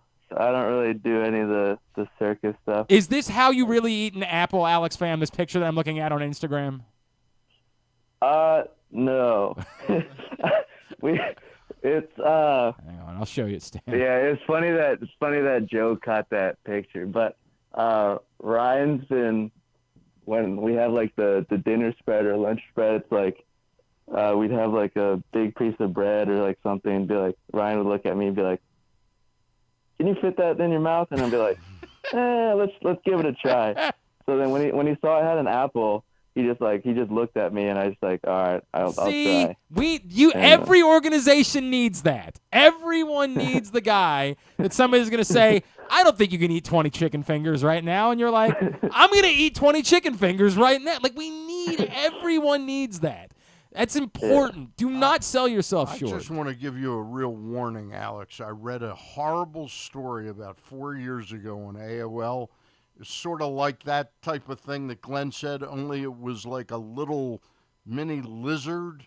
What? Was crawling at this bar, and they challenged him. They were drunk. This is in New Zealand, and they challenged one of the guys to eat the. Okay, well, let's not do that. Yeah, I'm in agreement. We're not going to turn this into eating lizards. The guy ended up very sick and died from it. Yeah, so don't ever do that. I think there's a limit to this, but still, I just wanted to warn you about that. I think this is important. I think you're selling your role short, and also I want to be your agent now because I think this is going to get you $10 more million at the major league level. He won't stay at the major league level. You're going to get more money for being the vibes guy, Alex. I promise you that. It is important that we keep that going. Hey, I got a serious question. You've been around at this level for a while now. Tell us a little bit about Sammy Basayo, what you've seen with him. Sure. Well, I mean, you see it when you watch him, but dude's very talented.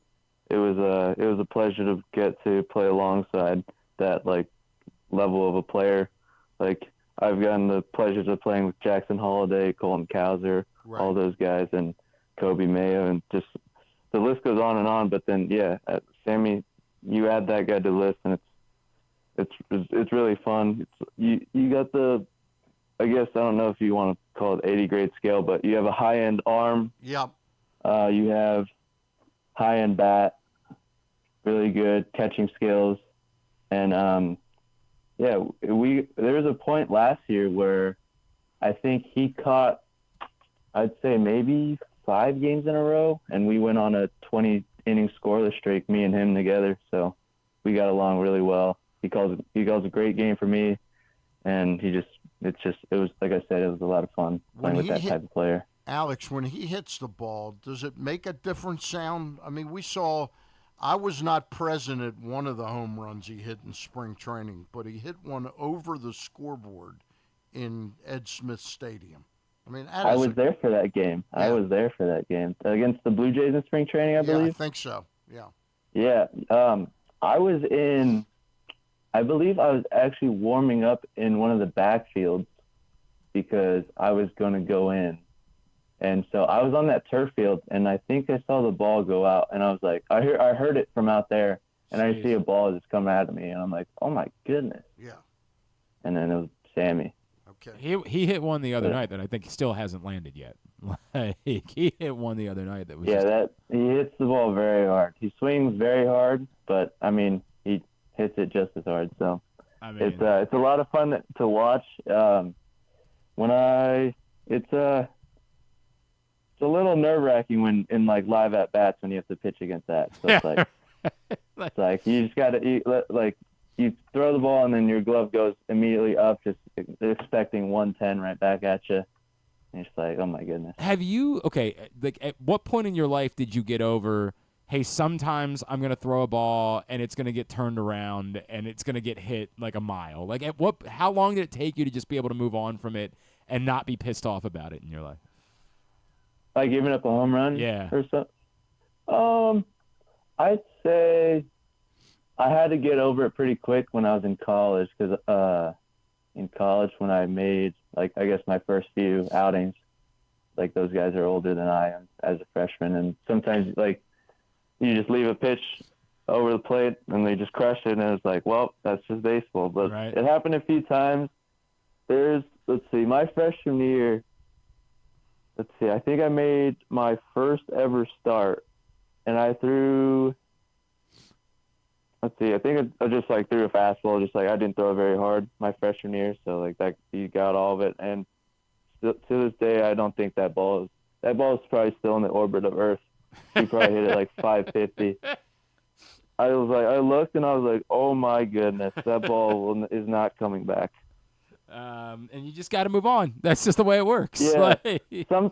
Sometimes, like, obviously as a competitor, you're like, man, that's not exactly what I want. But then, yeah, you just got to move on to the next pitch and just be like, well, I just got to play better. I just got to make a better pitch. But at the same time, it's like when you're out there, you just got to do your best to give your team a chance. And like, if you kind of fold there, then you're not really doing yourself justice or the team justice. So you kind of just got to move on. All right, I know you're a Disneyland guy because, again, I perused your Instagram before we chatted this morning. We were talking before this segment. You're not sad about like the death of the Six Flags down the street from the park, are you? I wouldn't really say that I'm a Disneyland person. My girlfriend is. Oh, okay. Yeah. So you're more begrudgingly going along? I wouldn't say that. It's just like I wouldn't like go by myself. It's more fun with like her, I guess. But like, yeah, I'm not like let's go to Disneyland or something. It's like if she says the word, then it's like all right, yeah, let's okay, go. all right. Yeah, I wouldn't mind getting a few churros and whatnot. But then yeah, when it comes to the you can get churros anywhere. You don't have to go. You don't have to go to Disneyland to get a churro. They're different there. I don't know, something about them. They're different. They're great. Maybe it's because I'm paying $5 for them. You just assume they have to be great, right? Alex, yeah. Alex, how close are you and your girlfriend to tying the knot? Oh yeah, Stan's an officiant now. I just became an officiant. I officiated my first wedding over the weekend. And I am actually his officiant agent. So can we maybe consider that? Is it possible that maybe one day down the road? Maybe. All right. Yeah. I appreciate. I appreciate that. Was that about no, me? I don't think that was that about me or the girl? That was I think that was the politest way to say, let's move on. Yeah. I appreciate that. Yeah, hey, you got it. The Bay Sox are they're on the road next week. They'll be back home on Tuesday, May 13th. A lot of great events coming up in May, including Military Appreciation Day, Glow in the Park night, Espresso night. A lot of great things. Bark in the Park still to come this May. You can find out more by going to baysox.com. Of course, on Instagram, you can find him at whatsuppham. But, of course, Pham with a PH because that's his name. 26, that's where you can find him on there. Alex Pham, looking forward to seeing that next step for you. I have no doubt that it's coming very soon, and always appreciate taking the time for us this morning. Can I ask one last question? Uh-oh, I don't know. Alex, have you ever pitched to Tommy Pham? I have not. Okay. I have not. I'm going to have to make that happen at some point. Alex, thank you for taking the time for us. We really appreciate it, man. Thank you, Alex. You got it. Thank you for having me. Boy, it was a tough scene right there, man. That was a really...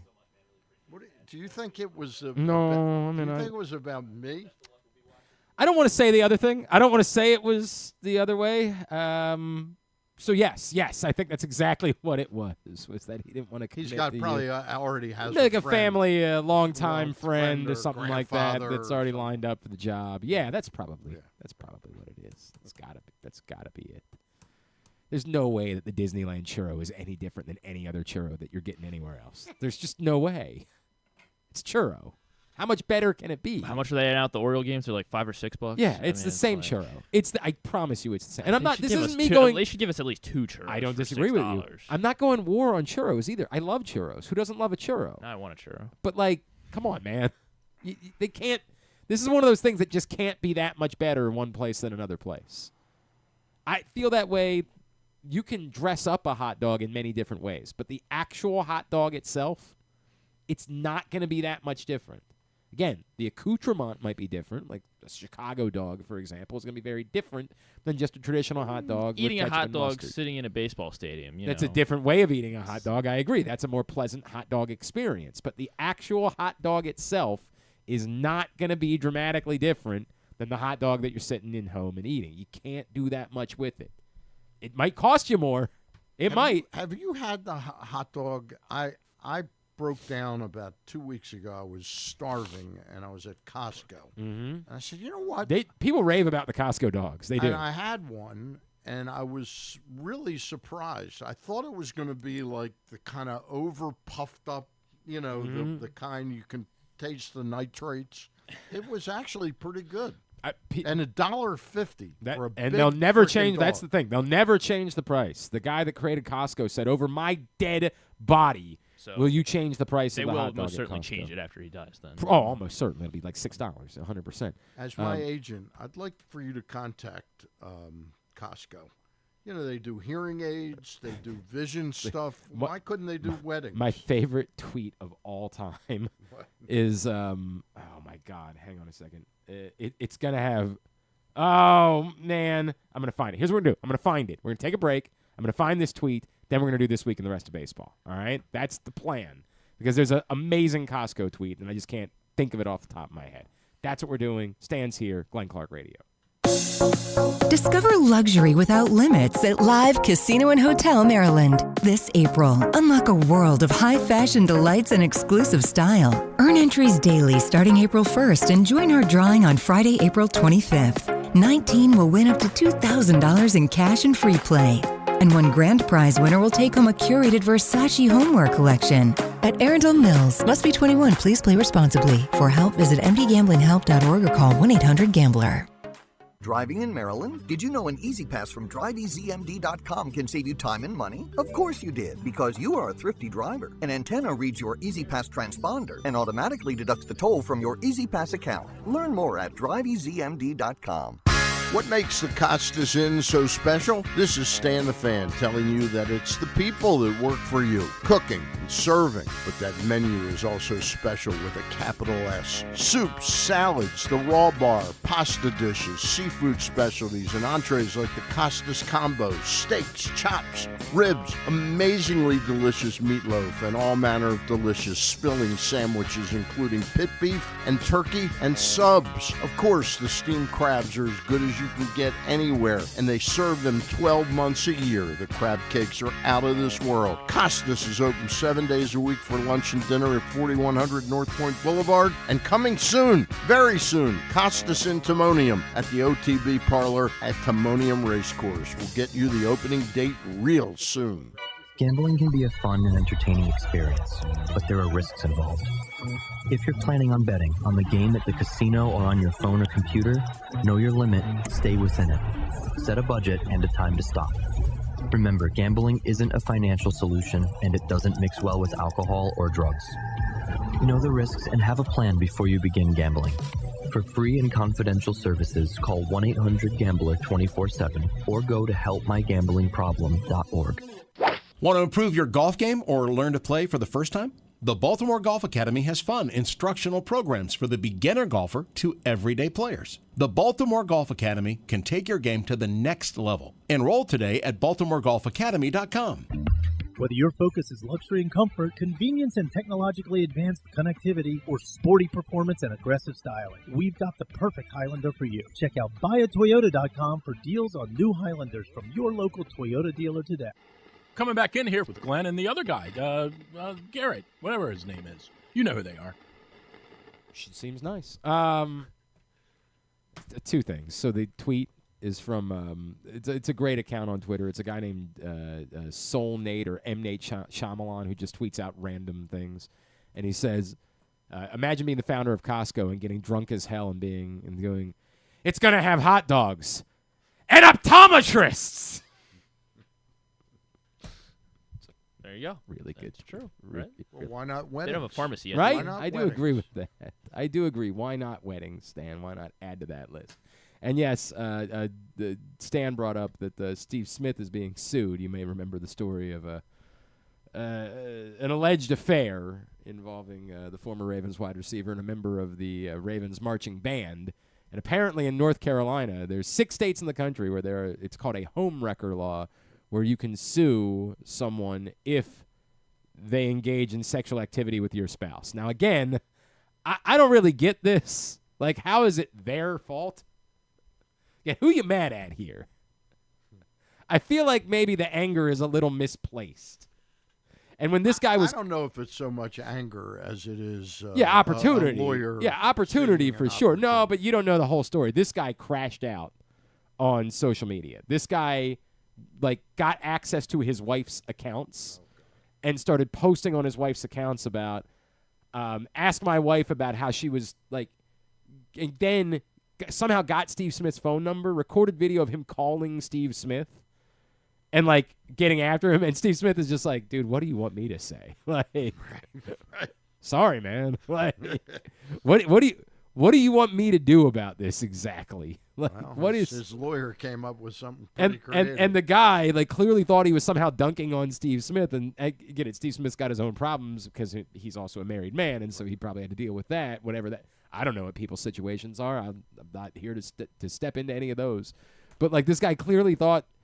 There was a story once of a 19-year-old girl who had slept with Jaromir Jagr when he was 42 or something like that, and took a picture of him lying in the bed, and apparently threatened, I'm gonna put this out publicly if you don't pay me, and he was like, darn, please.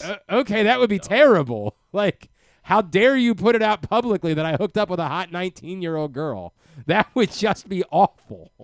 I'm so sure I'm going to pay you money to prevent you from putting that on the internet. What are we doing here? You're missing a few steps in the process of how you think you're going to get paid. But this guy, apparently, he's got the solution, the homewrecker law. Now, I don't know enough about the law to know, did it have to occur in North Carolina? We know that Steve Smith lives in North Carolina. Right. But did the activity have to take place within So we were trying to figure out the last time Ravens played Carolina. I'm really not going to get too deep into this. I'm not going to get. Sounds too like you deep want to, into though. this. I really don't. But somehow, as I was looking up this homewrecker law, I came across a link to Zach Wilson's fiance, and Zach Wilson apparently has moved on from the life of dating his mom's friends, and is now found a lovely young lady that he is going to wed. And she's very excited about it. Oh, so he already reached out to you about it? That's a good point. Does he need an officiant? You should reach out to Zach Wilson and Nicolette Delano. This is Nicolette. Yeah, just reach out. She seems very nice. I would love to marry her. Seems like a lovely young lady. All right, it's a Friday. She seems like a lovely. She does. She seems like a lovely young lady. Great backside. Well, yeah, she just seems lovely in general. Lovely person. What state are they in? I want to make sure. There's no homewrecker law. Yeah, you better be careful on that. Did he? Didn't he? No, he didn't play for the Panthers. All the other Jets quarterbacks became Panthers at some point, except for him. He's the only one that never got that stint. Right? Did he? Darnold was a Panther. Yeah, Darnold was a Panther. I don't know. Who else are you thinking about? Geno was never a Panther. No. All right. I guess it's just Baker Darnold. Was also a Panther at one point. Yeah, but he was never a Jet. He was never a That's Jet. correct. It's almost no connection, actually. At all, whatsoever. Not even a little bit. It's just Darnold. That's all I've got. That's the one guy that fits the Jets Panthers. All right, go ahead. Hit the music. This week In the rest of baseball. What's going on in the rest of baseball? Lots of things are going on in baseball. They're playing it. Tell us. They're please. playing it, Stan. They're playing baseball. How about that? April just ended, so we're into May. Should I start doing it like Drew? And I mean, just tell us something. Let's see. I think the big one this week. I guess we mentioned the thing that everybody was talking about was that Pirates fan that fell over the. It looks like he's gonna be okay, but that was a very scary situation where a guy tumbled over the Clemente wall in right field. Part of the reason I didn't want to talk about it is it was going to weird places online. Yes, was this purposeful? Was this a guy who had a death wish? Something like that. I don't know, man. You really got to go something to fall off a wall like that. We remember, of course, the real tragedy was what happened at the Rangers game all those years ago when Josh Hamilton was trying to throw a ball into the stands, and unfortunately a fan fell after it and died, hitting his head on the concrete below. If you want to say that teams in general should be looking around their stadiums at areas where, hey, we are serving a lot of alcohol here, and we do need to be cognizant of. I don't know what else they could do here. If you to say can baseball stadiums not have high walls? You know, like if you have a high wall, you've got to have a I don't know a fence. Yeah, a 5 access. foot fence, something that would be very difficult to go over. I don't know. I really don't know what the answer would be. And it's the same thing that we talk about. Like, a lot of people, I think it's smart that baseball extended the netting. A lot of baseball fans were really frustrated when the netting was extended because they said, dude, you got to pay attention. You're choosing to go to a baseball game. It's not on the baseball teams that everybody's just in their phone and not paying attention when a line drive comes after them.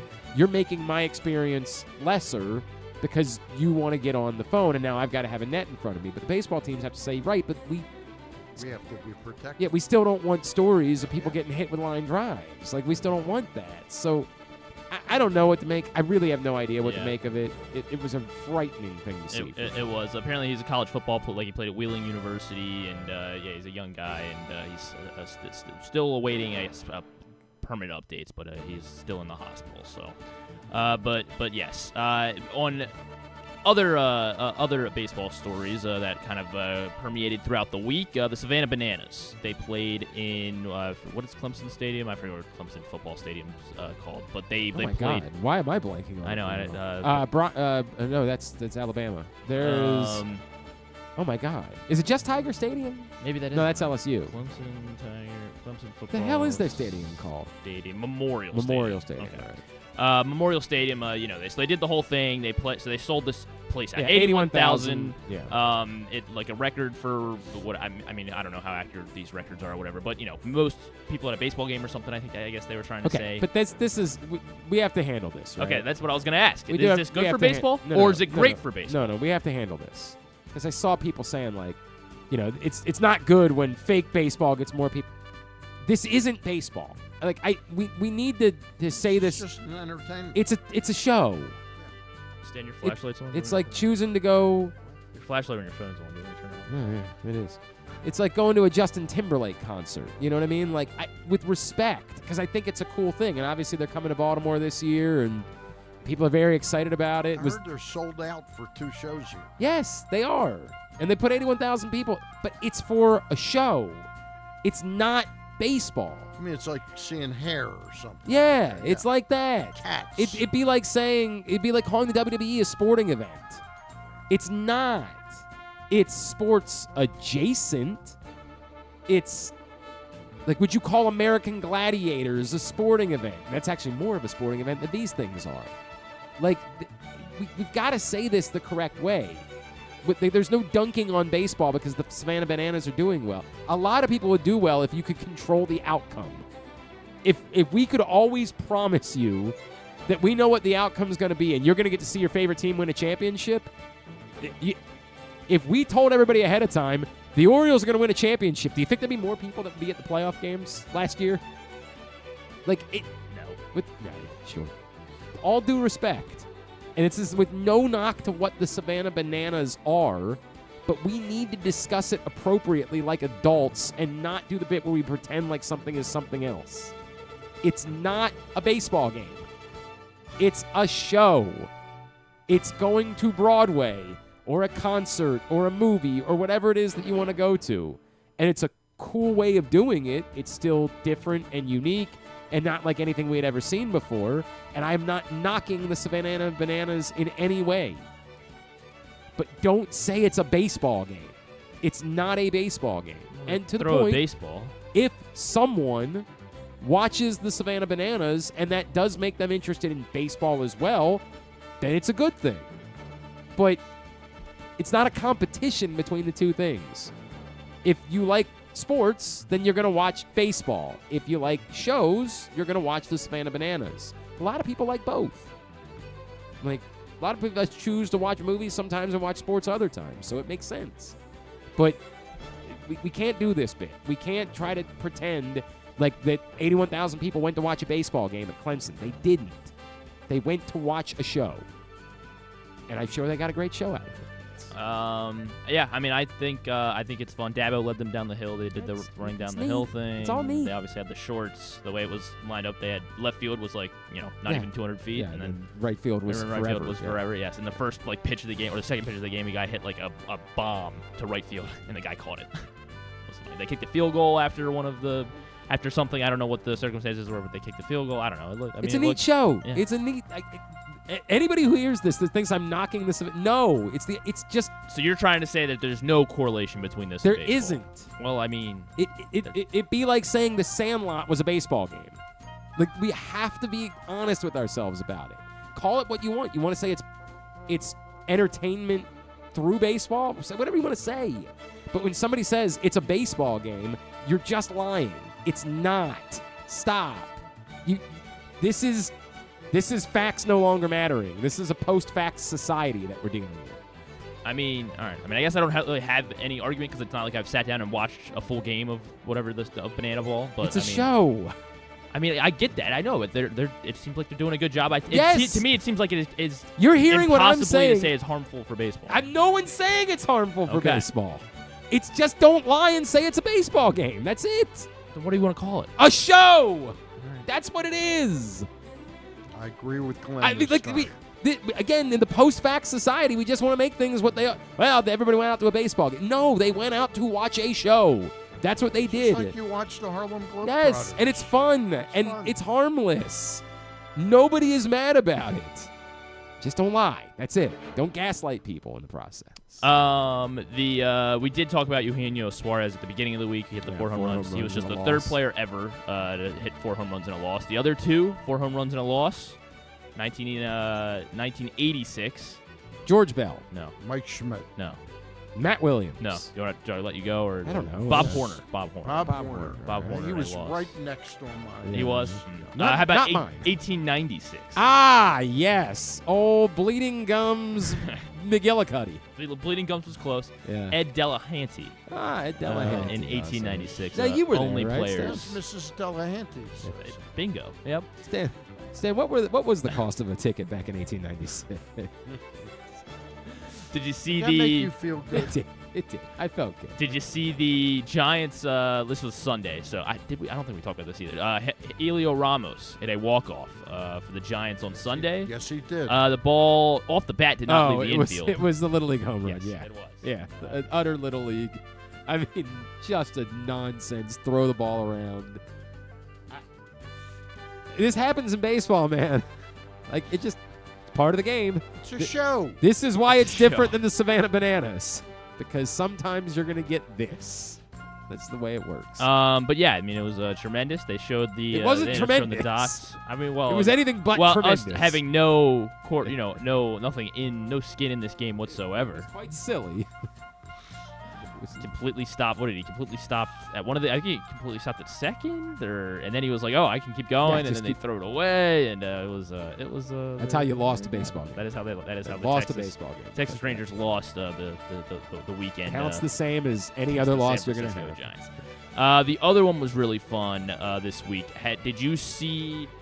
I believe it was Tuesday night. Sorry, I got back-to-back videos. I'm trying to. I also want people to see the wide-angle shot of this Helio Ramos thing. Was also funny. Just watching everything. Very excited about Helio Ramos. So the Phillies, Jose Alvarado was pitching in the 8th inning, and the camera all of a sudden cut to a young kid in the stands, and he was doing a Jose Alvarado, impression almost, but he was locked in with every single pitch. Okay, this is like what people would do with the Craig Kimbrell stuff. Yeah, but like he was just. I mean, I don't know. Well, Jose Alvarado has been better than Craig Kimbrell. I don't like mentioning Craig Kimbrell's name right now. Well, I understand that, but still everybody a would topic. do the thing where they would like kind of. Yeah, but he was just Al kinda Raboski. They used to do that with Al. 100%. They used to do it with Al Raboski. I'm seeing the kid now. The kid's name was Prince Bailey, 12-year-old. Correct. Who was imitating Jose Alvarado, and it's great. It's tremendous. I love this. This is good. You want this in baseball. Look, Craig Kimbrell sucked, but I still like the thing. I still want us all to anything that engages people with the game when they go. That I get the if you can incorporate when Stan, I know you're a big Jey Uso fan. I think everybody knows that about Stan. Stan. what? Yeah, you walk around saying yeet all the time, correct? For Jey Uso, don't you do that? You're like yeet, yeet, yeet, yeet. Didn't I hear you doing that the other day? No, that wasn't you? That wasn't me. Griffin, didn't you say that Stan was walking around yeeting the Yeah, other day? he was. He That's was. what I don't know why saw. you're lying, Stan. But it gets people engaged. Yeet. Everybody likes doing it, right? Like they like doing that when they go to a professional wrestling show. So if this gets other kids to show up, and when Jose Alvarado pitches, they're gonna try to do the same thing. That's good for baseball. That's pleasant. That's fun. I dig it. All in. It's still baseball. Yes, it's an actual baseball game, Apparently not a there's show. Eagles games as well, and just going through every snap. And, This and kid dropping just it. this is just what he does. Prince, he just old Prince recreates. Bailey. I dig him, man. So, I dig him. Remember He the is- name, maybe. He is dialed in. He is dialed into his Jose Alvarado. Every time he's at impression. a game, he's in that mode. That's what they. I dig it. I dig it. Everybody should do it. I dig it. Everyone loved Javier Baez, who all of a sudden made be good at baseball again. He's starting to hit the ball a little bit better. I think his average is almost up to 300. He's playing the outfield now. Center fielder. He had a home run robbery last night. Really? And everybody was I didn't see it. loved it. Yeah, they were playing the Angels, and was it at the very end of the game? It wasn't the last out, but it was late in the game, I think. He got a home run robbery, and example here of the infielders continuing to move to the outfield, and Javier Baez apparently a success story, at least for now. Very impressive. Yes. Speaking of the Tigers, the Orioles maybe pitching help. Perhaps you think Kenta Maeda got DFA'd. Really? Yeah, I mean, He's got Orioles written all over. Sounds like a number 3 starter to me. That's what that sounds like in Baltimore. What else happened this week? Jose Ramirez became the first Cleveland baseball player in the Cleveland franchise history to steal 250 bases and hit 250 By the way, home Kenta runs. Maeda only with a 1.88 whip. That's like a number 2 starter right now in not Baltimore. bad. It's not bad. Mike Trout, it lands back on the IL. Only took a month. Bone bruise in his left knee, so not. They're saying good. a month now. I was saying we were only a month into the season for it to take Mike Trout to get injured. Unfortunately, I don't know how long they expect. I didn't look at the timeline, but Mike Trout lands on the IL, so that thing's bad for baseball. Mike Trout not playing it, and then other things bad at baseball. The Rockies are awful. They were 4-24. Have they won? I don't think have they won yet this week. That's they the kind of are stuff you get 6-25 now. Yeah, they're not good, the Rockies. Yes. But again, Orioles-Rockies on Fox.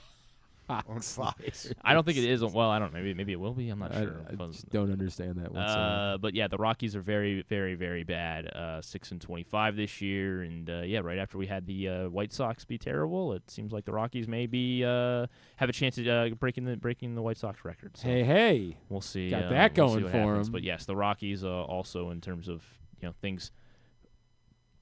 That non-baseball fans may be taking a look at it. It's like, wow, that team is so bad. Yes, that maybe you have to pay attention. Yes, right, so the set a Rockies, record. and that is, I believe that is this week in the rest of baseball. All right, Anything very I good. missed? Yeah. Thank you, Griffin. Appreciate it. Stan, you out of here? You sticking? What are you doing? Yeah, I'm gonna check out. All right, Monday. Monday. Stan, Ross, and Luke. Make sure you're checking them out there for the week in the rest at Orioles baseball. That's what it is. They're talking about come Monday.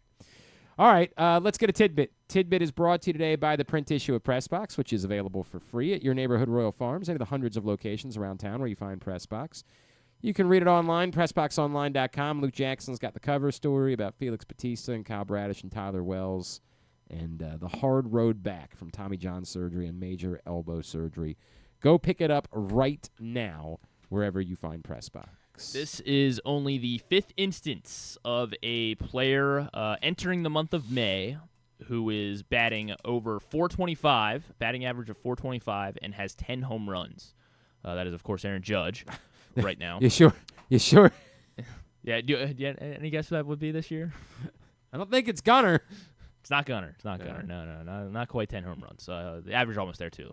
But yeah, Aaron Judge obviously playing otherworldly baseball right now. 5th time in a Major League Baseball history a player has 10 home runs and also batting over 425 entering May. Josh Hamilton? Not Josh Hamilton. 2019, this happened. Mookie. Not Mookie. It's so specific that it could be, because it's just for a month, it could be anyone. You know what I mean? 10 home runs. Was it also Aaron Judge? No, it wasn't also Aaron Judge.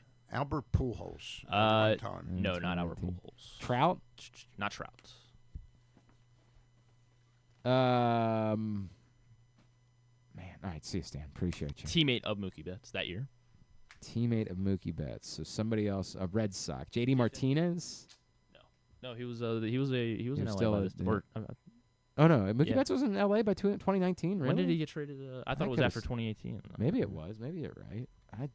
God, the years kind of run together. Well, I gave it to you. He's an LA Dodger, though. The All right, player yeah, in that's a question little here. bit different. No, he was still a Red Sox in 2019. What was his? Oh, that was his last His season. in last Boston. season. Okay. Yeah. You think I don't know things over here? Sometimes. Challenge me? How dare you? All right, so he was a Dodger. Bellinger. Yes, Cody Bellinger, 10 home runs and batting over 425 in 2019. I believe that had to be his MVP year, I think.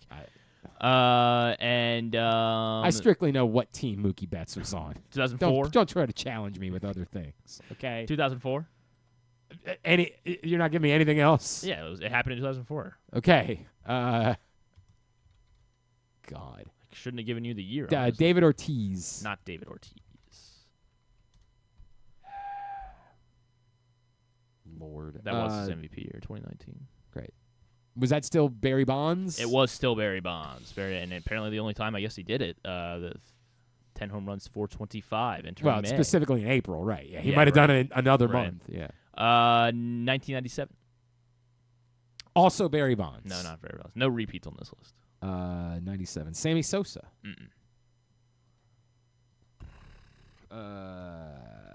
97. I don't think Ken Griffey. Not Ken Griffey.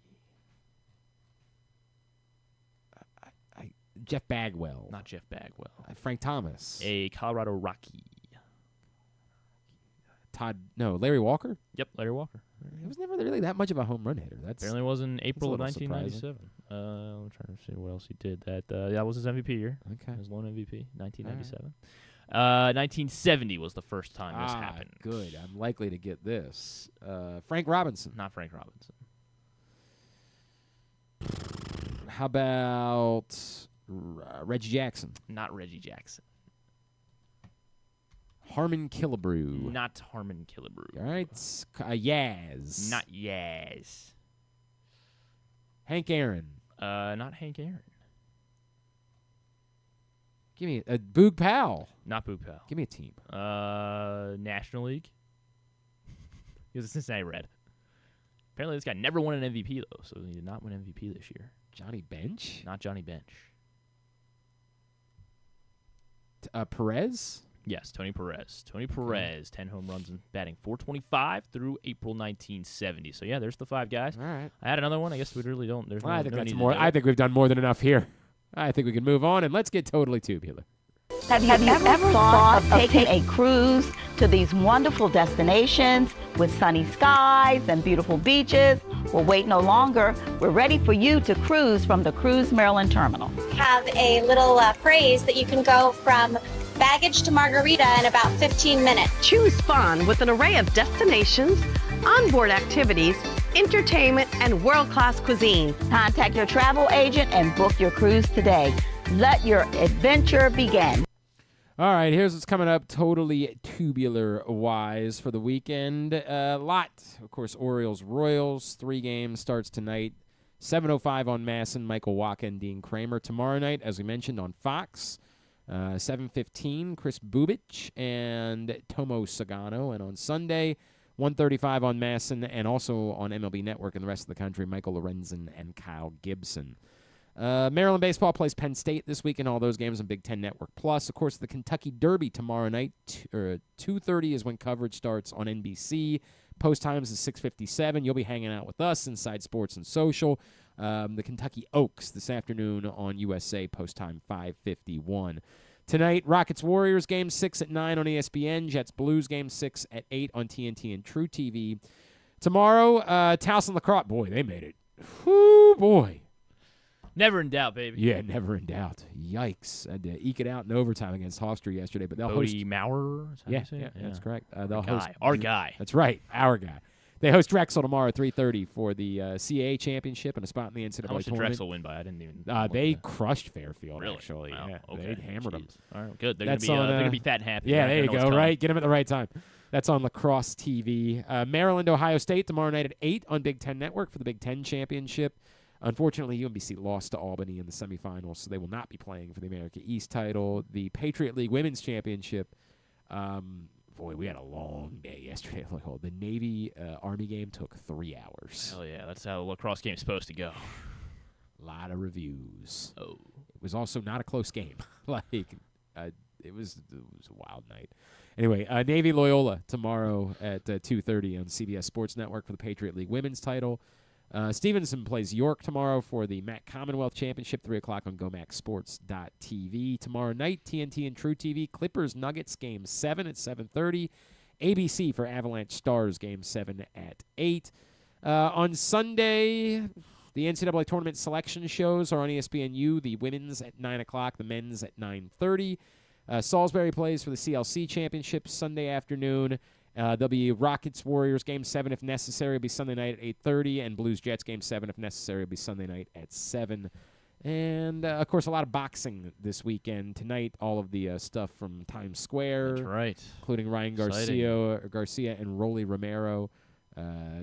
He said the fights that 9, 10, 11, that was the plan. Yeah, about give or take. That's where, let me see what the sports books thinks now. Tomorrow night, of course, Canelo Alvarez and William Skull. I saw ring walk at 11 for that, but Griffin thinks it's going to be later. So they think they just moved the times. They think it might. They think Ryan Garcia might be walking out around 9. That's what I thought. That was what originally DAZN had listed on their website. Teofimo Lopez at 6:10, give or take. Devin Haney 7:30. I guess given the fact they're yeah. doing it in the middle of Times Square, that maybe I makes a guess. little bit more, although I don't know. Maybe there'll be less traffic later on. I don't know what to make of any of it. Very strange. And then Sunday night, Inoue and Cardenas at 10 o'clock on ESPN for all the boxing. And, of course, Bo Nickel tomorrow night as well. Weird that they're playing. The headliner is before the last fight of the night, but it is. Non-sports. Really not a whole lot this weekend. Peacock, if nobody saw Black Bag in theaters, it is now streaming on I don't Peacock. remember which one Black That's Bag is. Michael Fassbender, Kate Blanchett. It's like a spy movie, I think. Okay. Just came out in March. Maybe it's a sign it's not doing well. It's already streaming.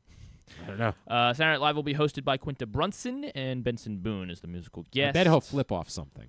You think he's going to do a flip? Okay. That's his thing. Are you allowed to do that? This Saturday Night Live is a very professional. You got to show a lot of respect on the Saturday Night Live musical guest stage, right? That's a great point.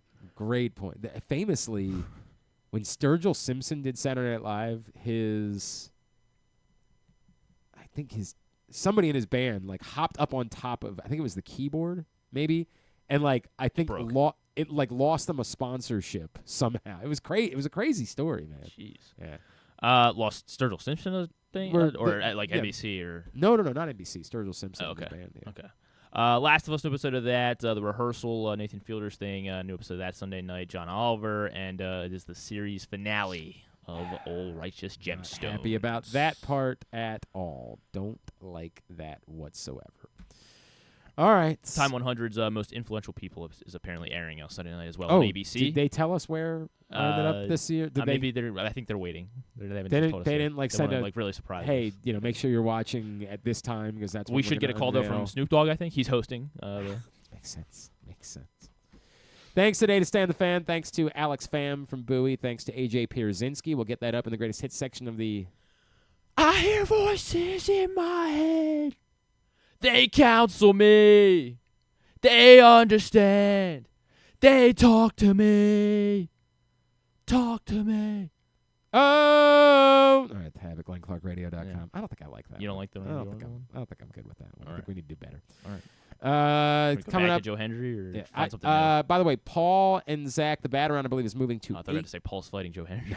No, wait a second. I believe they're moving to 8:30 on Sunday night.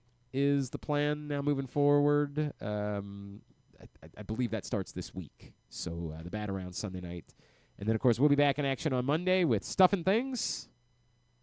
Yes. All right. Looking forward to that. But sports.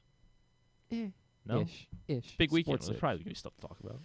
See you tomorrow night at Sports and Social. Thanks, everybody at PressBox, all of our great sponsors and partners, including Live Casino and Hotel, the Preakness Festival, Cruise Maryland, Crown Trophy, Easy Pass, Baltimore's Classic 5 Golf Courses, HelpMyGamblingProblem.org, the Costas Inn, Maryland Sports, your local Toyota dealer, buyatoyota.com. Thanks to Griffin at Griffin_Bass. Follow us, Twitter, Instagram, and TikTok at Glenn Clark Radio. Have a great weekend. Go Birds. Go local lacrosse teams. Duke sucks.